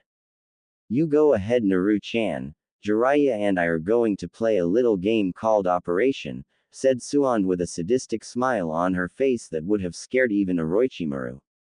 "Oh, okay, Ka-chan. Come on, Tonton, you can come too," said Naruto as he went off with Shizune, with Tonton getting up and crying, "Oink!" and following after Naruto and Shizune. "No. Wait, Naruto, take me with you too," screamed the pervert as his fingernails scratching up the floor as Tsunade dragged him into the next room and then throwing him into the corner of the room. After which the toad hermit began to pray for the heavens to take him now into their sweet embrace, but sadly they weren't listening right now and were just going to sit back and enjoy the show. As Tsunade's towering figure was standing over the cowering Jiraiya, who was hunched back against the corner wall, try to plead for mercy, they heard Naruto cry out as he left the house with Shizune. "Have fun, Ka-chan, with Ero Senin. Ku, ku, ku, ku, ku, oh. I will, Naru-chan, I will," chuckled Tsunade maniacally over the cowering Jiraiya. C-C, come on, Harem. It was an AA accident, honest, why you know me, pleaded Jiraiya as she tried to reason with Tsunade, but unfortunately for Jiraiya, Tsunade was not in a reasonable mood. "Oh, I know you, Jiraiya, all too well, and it would be just like you to try and corrupt my sweet innocent little Naru-chan and become a pervert like you," said Tsunade, and she towered over Jiraiya like she was the Shinigami itself. Soon enough, for miles around, people could hear the terrified screams of Jiraiya as well as screams of pain as he screamed to the heavens. A few hours later, Naruto, Tonton and Shizune would return from town and find Tsunade sitting down enjoying a drink of sake and what looked like some kind of deformed human. That was in a heap across from Tsunade, who barely even looked human anymore, and by the way it continued to groan in pain. It gave the impression that its very existence right now was full of nothing but consistent pain and suffering. It was later on that they learned that the deformed creature was Jiraiya after Tsunade had finished with him. All in all, it was just another day with Tsunade's family. 2 years after Naruto had revealed his Mokudan abilities, Tsunade, Tonton, Shizune and Naruto were now staying in a small village in Oni no Kuni, Demon Country. The village was a quiet and small village that was positioned in a small valley with a large forest north of it, a medium-sized river that flowed gently down out of the valley south of it, and with crops and fields west of the village where the farmers grew their food for the village. The place had been a perfect spot for the group, since it was quiet and out of the way of most places, and the village had no real medic. Many of their old and young were suffering for a small disease that affected people with a low immune system, which resulted in them being bedridden and unable to eat properly for several weeks. But thankfully, when Tsunade arrived, the problem was resolved in a matter of a few days. As the people in the village were busy doing their daily activities, they suddenly heard loud explosions and could see large dust clouds coming from the other edges of the forest north of the village. Normally if the villagers saw this they would have been concerned about it and believed that they were under some kind of attack. But they had grown used to seeing such thing after the first few weeks of the arrival of Tsunade, Tonton, Shizune and Naruto, although they did not know that it was Tsunade since she still had her genjutsu henge over her and Shizune and they went by different names. Since this had come to be a common occurrence to outside the village at this time, they had learned that at this time Tsunade would train her son Naruto in her special training exercise at this time. With Tsunade and Naruto. Dodge, shouted Tsunade as she threw a massive dodge ball at Naruto who barely dodged it. Naruto had grown a good bit over the time, he was still quite skinny but despite that he was quite strong for his age thanks to his training, and had lots of energy. Naruto wore an short-sleeve green shirt, with black short pants and brown sandals. This type of training had been a common thing to be seen going on between Naruto and Tsunade in the past few months. Since when she first saw that Naruto had inherited her natural flawless chakra control, she hoped that with this training Naruto would gain her superhuman strength. Naturally, when Jiraiya and Shizune first heard Tsunade saying that she was now going to have Naruto go through her special training, they became very concerned for Naruto's safety and well-being. But fortunately Naruto had two things going for him. One was that thanks to his high stamina and all the running around that he did when he was younger had given him excellent reflexes and good speed, for a kid his age, so that he could dodge the balls quickly without getting hit and not get tired from doing it for several hours. The other was the only real side effect that he got from having the Kyuubi inside of him. The Kyuubi had given him a quick healing factor. Where Naruto could recover from chakra exhaustion very quickly and most wounds he would heal within minutes if not a few hours, depending of how serious the wound was. This had helped Naruto greatly since it allowed him to survive Tsunade's training with little effect, especially when it came to taijutsu training with his mother. Since when Tsunade did taijutsu training with Naruto, she used her full power on Naruto, where he mainly dodge and try and counterattack at the same time, while wearing specially designed gravity weight seals that Jiraiya given him to wear most of the time. Needless to say, Naruto usually returned home with broken bones of a lot of bruises, but regardless of them the training was working, since Naruto's speed was increasing dramatically and his taijutsu style was improved as well. Tsunade even stated at the way he was going Naruto would soon have a firm grasp of her superhuman strength, even though it would still be a couple of more years before he could ever be able to use it to the same level as she could. For several hours Tsunade threw and threw hundreds of dodge balls at her son, where the dodge balls would often explode by the sheer power of the thrown, when it hit the ground or a tree. After a while of this Naruto was starting to get tired of always dodging and decided to strike back. Soon after, when Tsunade threw another dodge ball and shouted, "Dodge!" Naruto leapt into the air at the incoming dodge ball and channeled all the chakra he could gather. As the dodge ball was about to hit him, Naruto did mid-air spin kick and hit the dodge ball with all the strength he could muster with his chakra-enhanced kick. When Naruto kicked the ball, the power he put into the kick was so great that it overpowered Tsunade's throw. After which Naruto's kick blasted the ball right back at Tsunade with twice the velocity that she threw it with. She was so shocked by what Naruto had done that she had barely been able to dodge the ball, which exploded once it hit that spot that Tsunade had been a second ago. After Tsunade had narrowly dodged the ball, she turned to look at her son, who was somehow still standing after putting so much of his remaining chakra into the kick and was breathing heavily from exhaustion. Incredible. Even after constantly dodging all my throws non-stop for most of the morning, he still had enough strength and power to overpower one of my throws at full power. I knew he was slowly getting better at being able to use my strength, but still.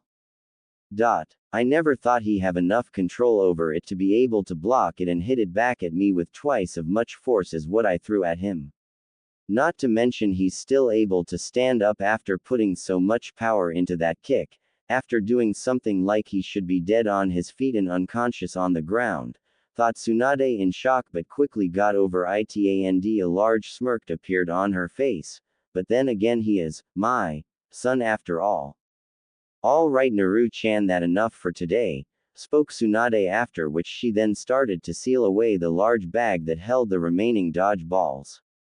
But, pant, Ka-chan, pant, I can sti, pant, still key, pant, keep going, pant, said Naruto tiredly. That may be true Naru-chan, but remember what I said about pushing yourself too far. Now come over here so I can heal you, said Tsunade, where her son was too tried to argue and went over to her to be healed. After a little while, Naruto was fully healed and was itching to start training some more, but his mother wouldn't allow it. But Ka-chan, why can't I? Since you said the more I train the stronger I get, and I want to get as strong as you, Ero Sanin and the Yondaime, said Naruto. Naruto knew a lot about the Yondaime thanks to all the stories that Jiraiya told him about, although Tsunade didn't really like it, since she was still angry at Minato for turning their son into a Jinchuriki. But Naruto was still unaware of the fact that the Yondaime was his father, since both Tsunade and Jiraiya had decided not to tell Naruto until he was ready, in case he accidentally blurted it out to someone. Whenever Naruto asked about his father, the subject was always changed. Naruto also didn't know about the Kyuubi being sealed into him either, since like with the knowledge of his father it was decided to keep secret for the same reason. Yes Naru-chan, that true, but if we kept training you be too tried to do your studies with Shizune, replied Tsunade.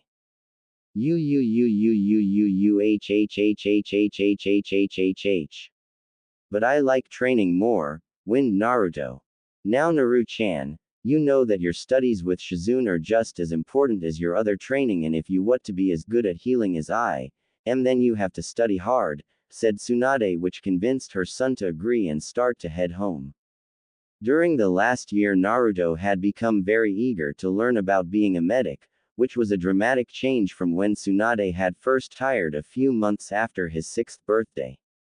Since when Tsunade first hired to get Naruto to study to learn to be a medic, Naruto was not interested, since he found all the studying boring and wanted to either play with Tonton or play other kids or train so that he kick butt, Naruto's words, like Jiraiya or Minato. But that all changed when Naruto was 7, when he found a wounded rabbit in the forest near one of their houses that they had stayed in. When Naruto found the rabbit, it had been just attacked by a wild eagle, which had been scared off when it saw Naruto come over.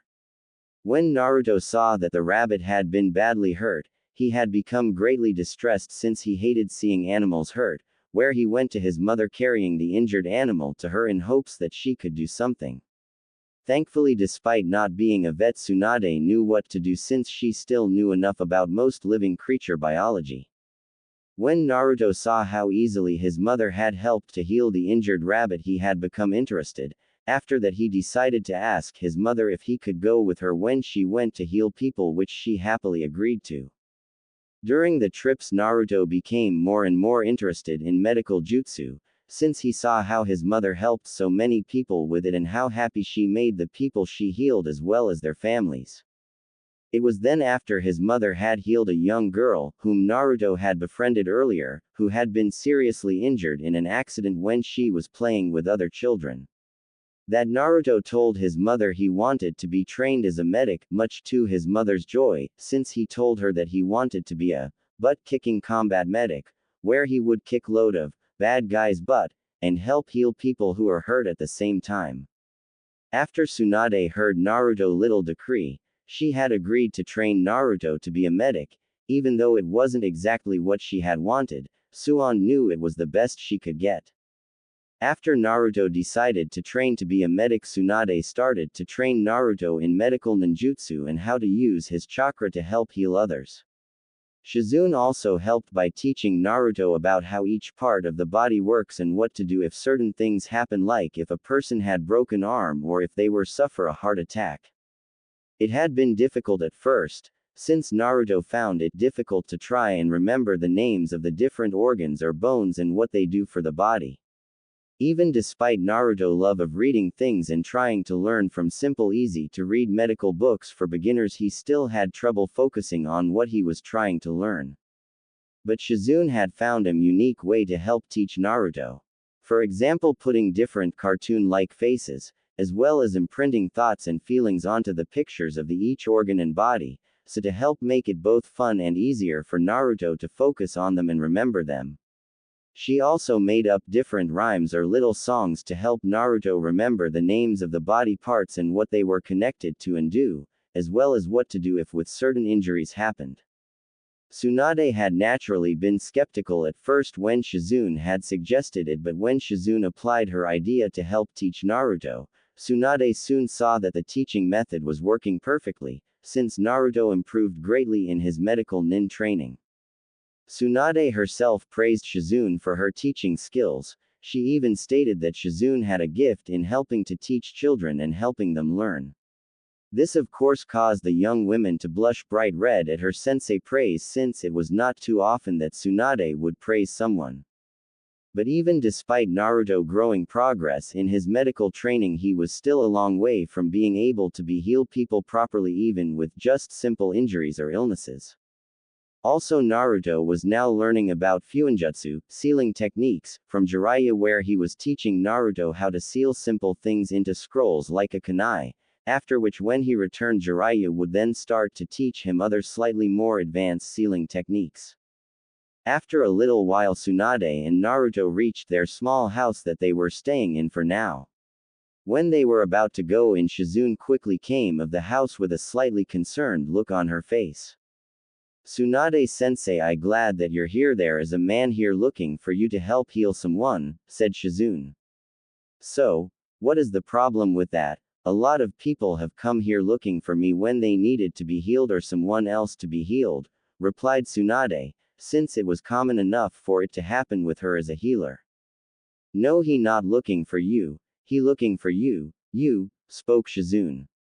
At this, Tsunade suddenly understood what Shizune meant and narrowed her eyes, since the only people that would know where she, meaning the real her, Tsunade the Slug Princess, was, where Jiraiya and the Sandaime.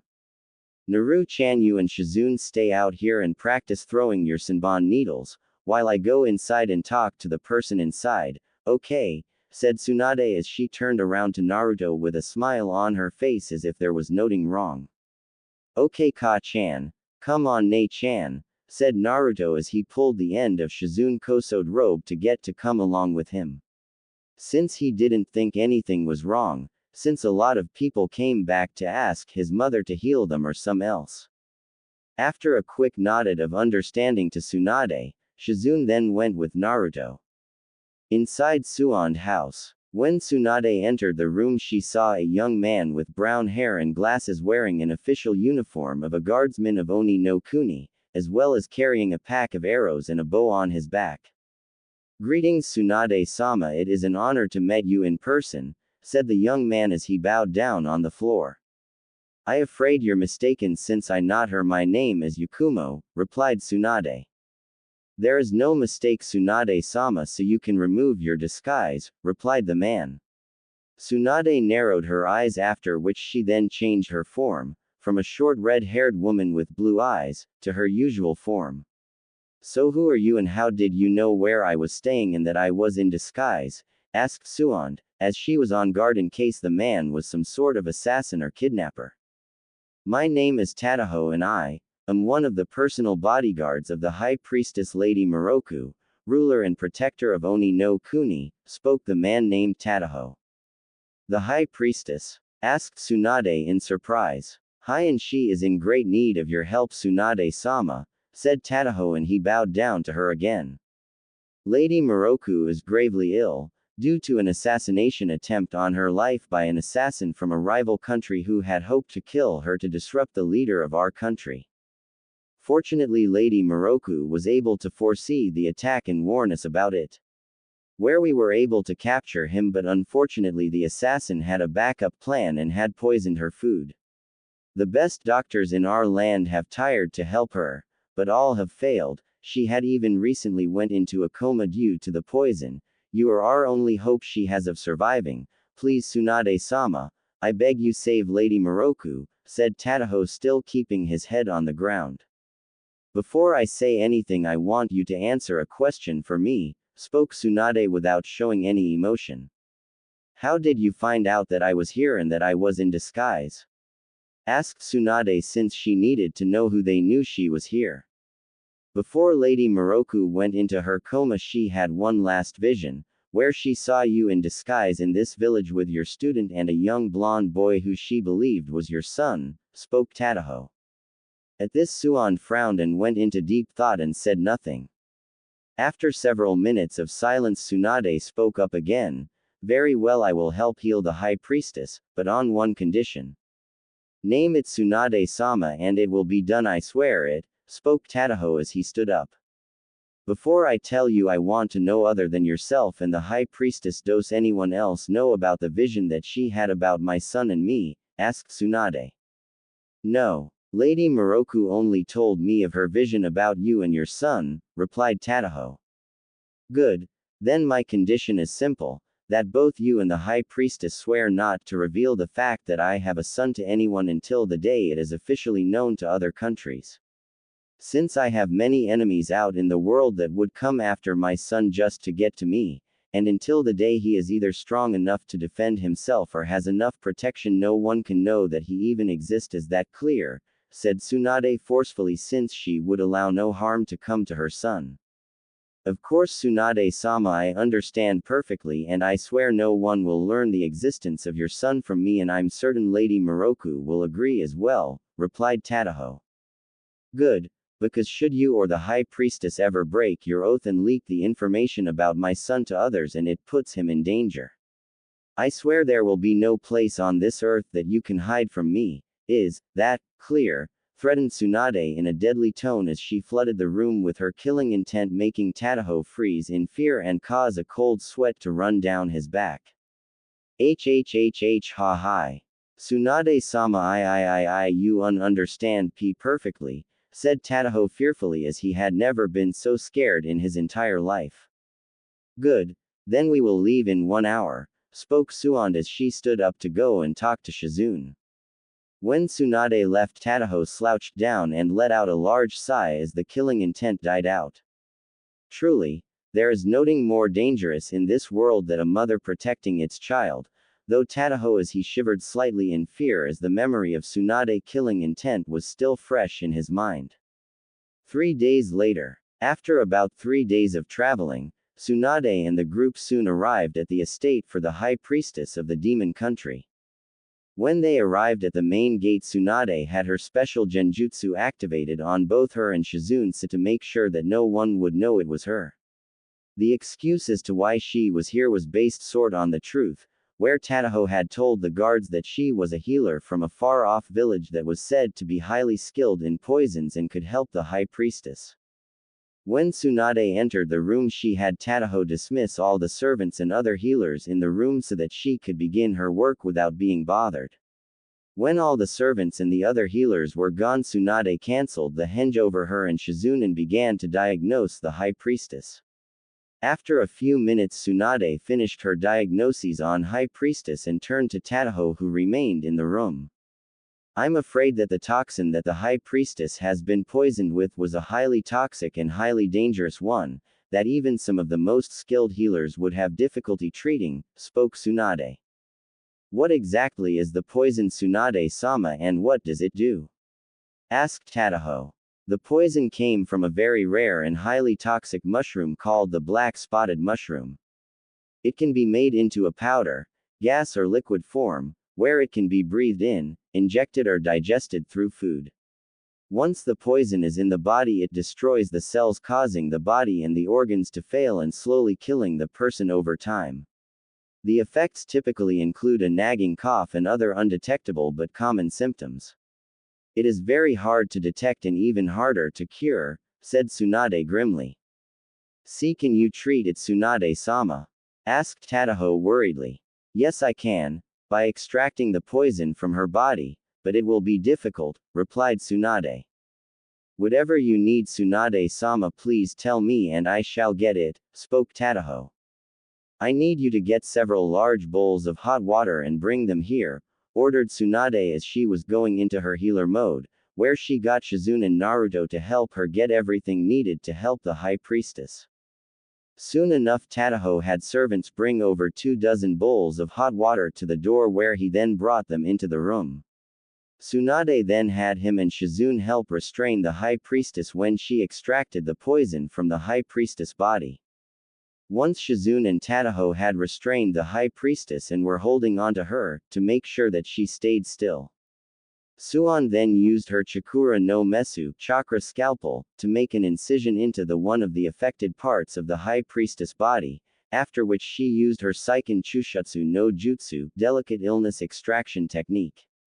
Where she extracted the toxin from the high priestess body, it was a slow process and was quite painfully for the high priestess, for even though she was unconscious her body struggles in pain.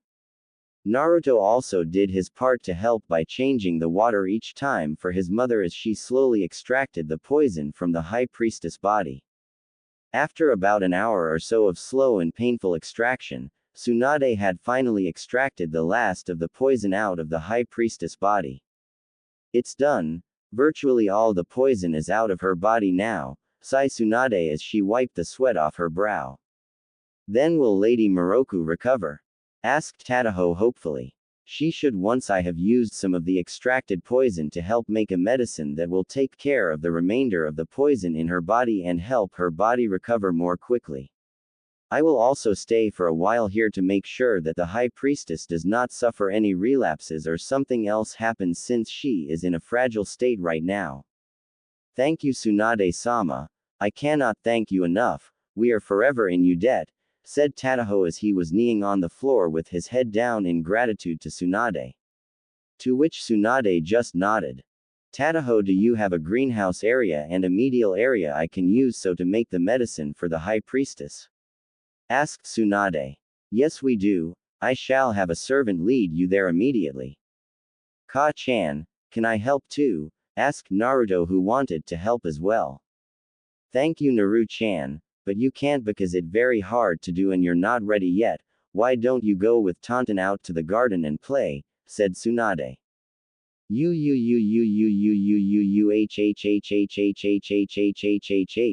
Groaned Naruto since he wanted to help plus he didn't have anyone really to play with, sure he had Tonton and he liked playing with her. It was just that he would have liked to play with other kids his own age, since it was hard for him to make and keep friends since he was always moving from place to place with his mother, Nei-chan and Tonton. Naruto-san, if you like, maybe you can play with Lady Moroku daughter Shion, since I was about to go to her and tell her that her mother will be okay, since she has been very worried about her. I'm sure that Shion would love to have someone her own age to play with since she does not have many friends to play with as well, said Tadaho kindly as he knelt down to Naruto. Tadaho knew that Shion had been very worried for her mother when she started to fall ill. Ever since then the poor young girl had been crying herself to sleep, since she had been so worried about her mother dying and leaving her alone. This was because her mother was all she had, since her father had died in a horse-riding accident when she was only a year old and she did not really have any friends. Since like her mother she had the power to see into the future, but since she was so young she could not control it and would often see people deaths. This caused people to fear her, especially other children, since they thought that if they went near her they would die, hence they would run away from her. He hoped that once he brought the good news about her mother and Naruto to play with her, it would brighten the girl up. He only hoped that Naruto would not be scared away from Shion, since the girl was desperately lonely and badly needed a friend.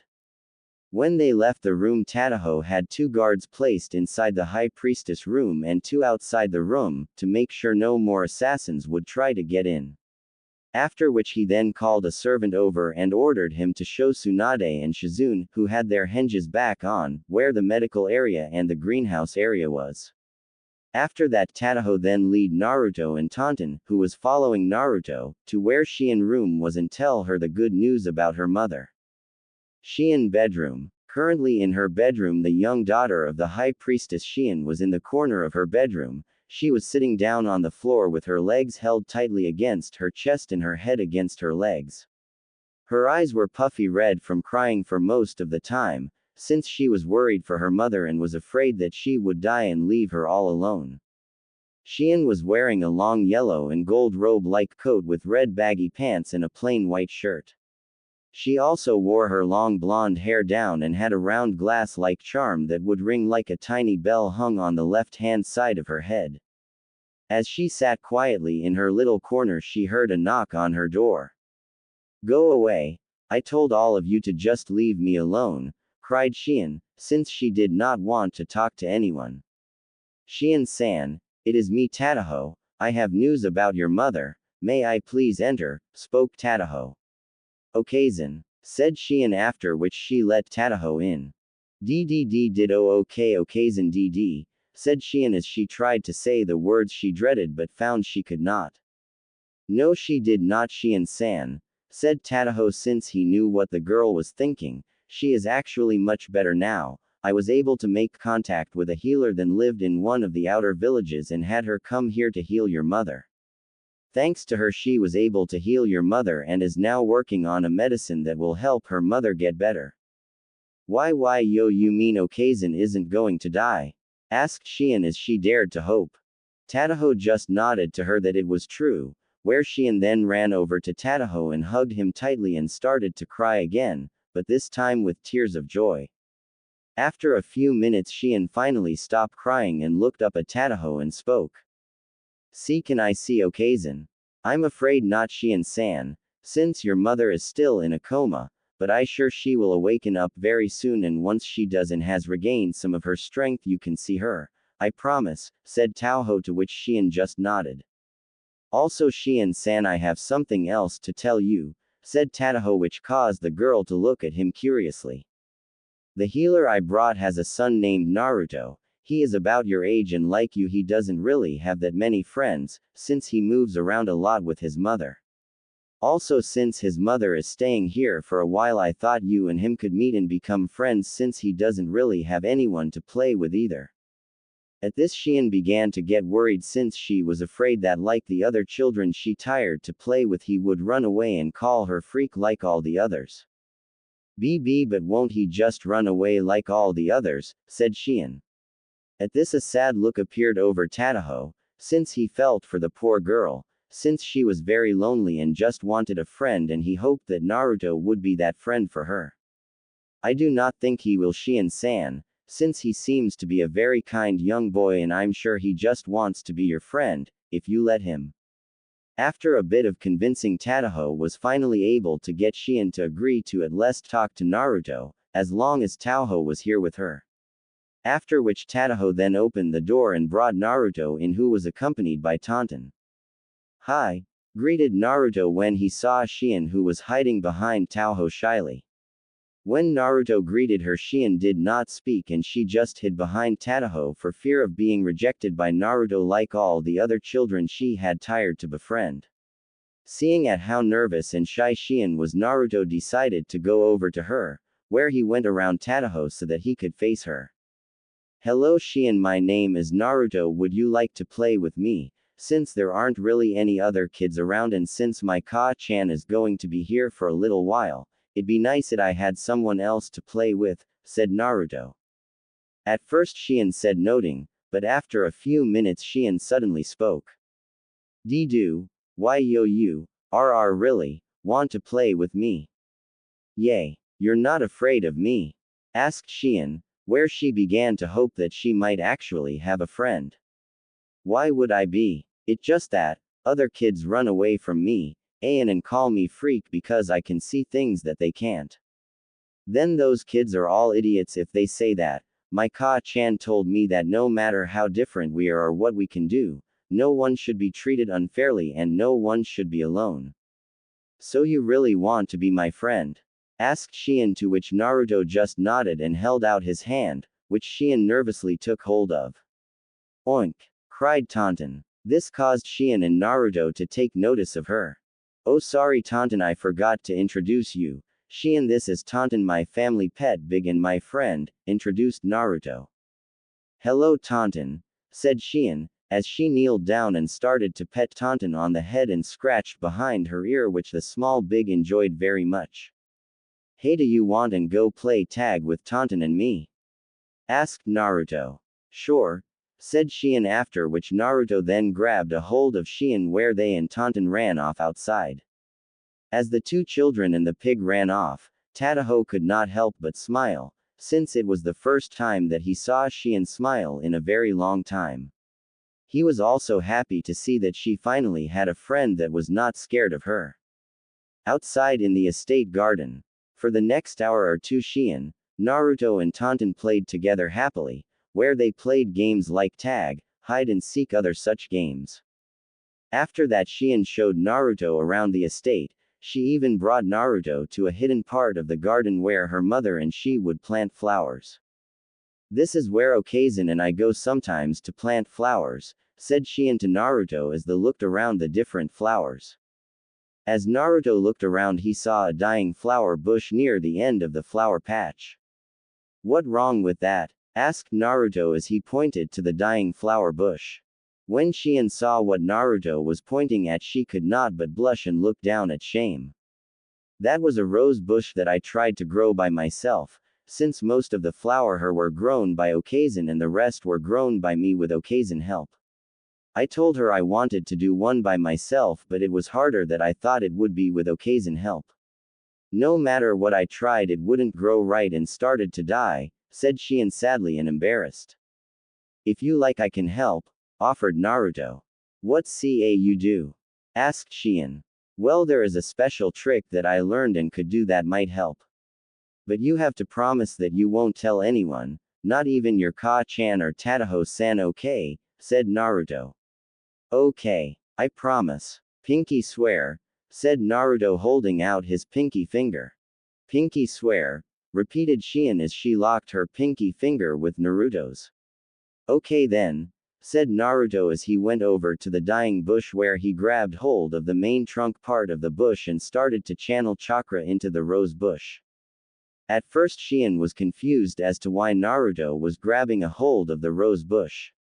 But before she could ask him, she saw the rose bush beginning to grow bigger and bigger. It then started to sprout leaves and then rose flowers, and right before Shion, the rose bush became fully bloomed. "How did you do that?" asked Shion in awe when Naruto had gotten up and dusted off his pants. "It's a special power that I have. It's called Mokuden, would release. It's a Kekkei Genkei, bloodline. It's kind of like your powers." Shion told Naruto about her powers, said Naruto. "What exactly can you do with it?" asked Shion. "Well, like you saw, I can make trees and plants grow. My great-grandfather had the same ability. Although he could only grow trees, I can also help grow plants. My great-grandfather could do loads of cool things with it, where he could make trees or entire forests wherever he wanted. He could even make wooden mansions or houses out of nowhere. He also created my Ka-chan home village Konoha and the massive forest that surrounds it in a single day," said Naruto with a bit of pride for how powerful his great-grandfather was, while Shion was just in awe. "Also, from what Ka-kan told me, he was also able to use his power in the same kind of way your power works," spoke Naruto, which got a confused look Shion. "My great-grandfather was able to use Mokuden to help suppress and control demons and seal them away." "Can you do that?" asked Shion in surprise, which Naruto answered by shaking his head. "No, or at least not yet, since I'm nowhere near what my great-grandfather can do, since I can't grow big giant tree out of nowhere like he could. The best I can do is being able to grow trees and flowers out of seeds that I buy and grown them in the different ways and shapes I want them to. According to Ka-chan, I got a long way to go before I ever get to my great-grandfather's level, since I have to learn it by myself for now." "Can't your Okazen help you to get better at being able to do it?" asked Shion. "She can't. Since she can't do it, I'm the only one in my family that can do it, since my great-grandfather was the only person who could do it in my clan," said Naruto. "What about you, Otosan, father, couldn't he help?" asked Shion, but instantly regretted it when a sad look came across Naruto's face. "I don't have a Tochan," another less formal way to say father, or at least not now. He died just when I was born, from what Ka-chan told me. She doesn't talk about it much, since every time I ask she gets this angry look on her face and changes the subject," said Naruto. "Sorry," said Shion sadly. It's okay, I never knew him and I probably find out about him later on so they're no problem, said Naruto as he put on a happy face. So are there any other things you can do? Asked Shion so to change the subject. Yeah, there are some other things I can do but I can't say, since I could get in a lot of trouble with Ka-chan if I did. Hell, I get in a lot already if she found out I told you about me being able to do Mokuten. Why's that? Asked Shion. Ka-chan told me that there are a lot of bad people out there that would like to take me away because of me being able to do Mokuten. This is because I'm the first one to be able to do it since my great-grandfather. If those people found out, they come after me and take me away from my family. They would then make me use my powers to do a lot of bad things for them since thanks to my great-grandfather power, he was able to become one of the strongest ninjas around, and since I have the same power, those bad people would think I could be just as powerful as he was, hence they would want me under their control. That is why I have to keep my powers secret from everyone until I'm strong enough. Can you really become as strong as your great-grandfather? Asked Shion. One day maybe, since Ka-chan and Shizune-chan are training me as well as Ero-sanin, my perverted uncle. The last comment got a confused look from Shion until Naruto explained how Jiraiya would peek on women when in the hot spring. This of course caused Shion to scowl, finding what Jiraiya did disgusting. Besides, it's my dream one to become stronger than my hero the Yondaime Hokage who defeated the Kyuubi by himself. It also my dream to become a great healer like Ka-chan and become a Konoha ninja like the rest of my family were, as well as become Hokage like my great-grandfather, my great-great-uncle, and like the Yondaime, spoke Naruto. Well, I think you can do, said Shion, which caused Naruto to smile and blush slightly. After that the two continued to talk with one another about different things for a few hours, although Naruto didn't mention or show any more of his abilities to Shion, since he didn't want to get into more trouble with his mother in case she found out he told Shion. This continued until they were called by Tadaho and a few of the other guards to come for dinner.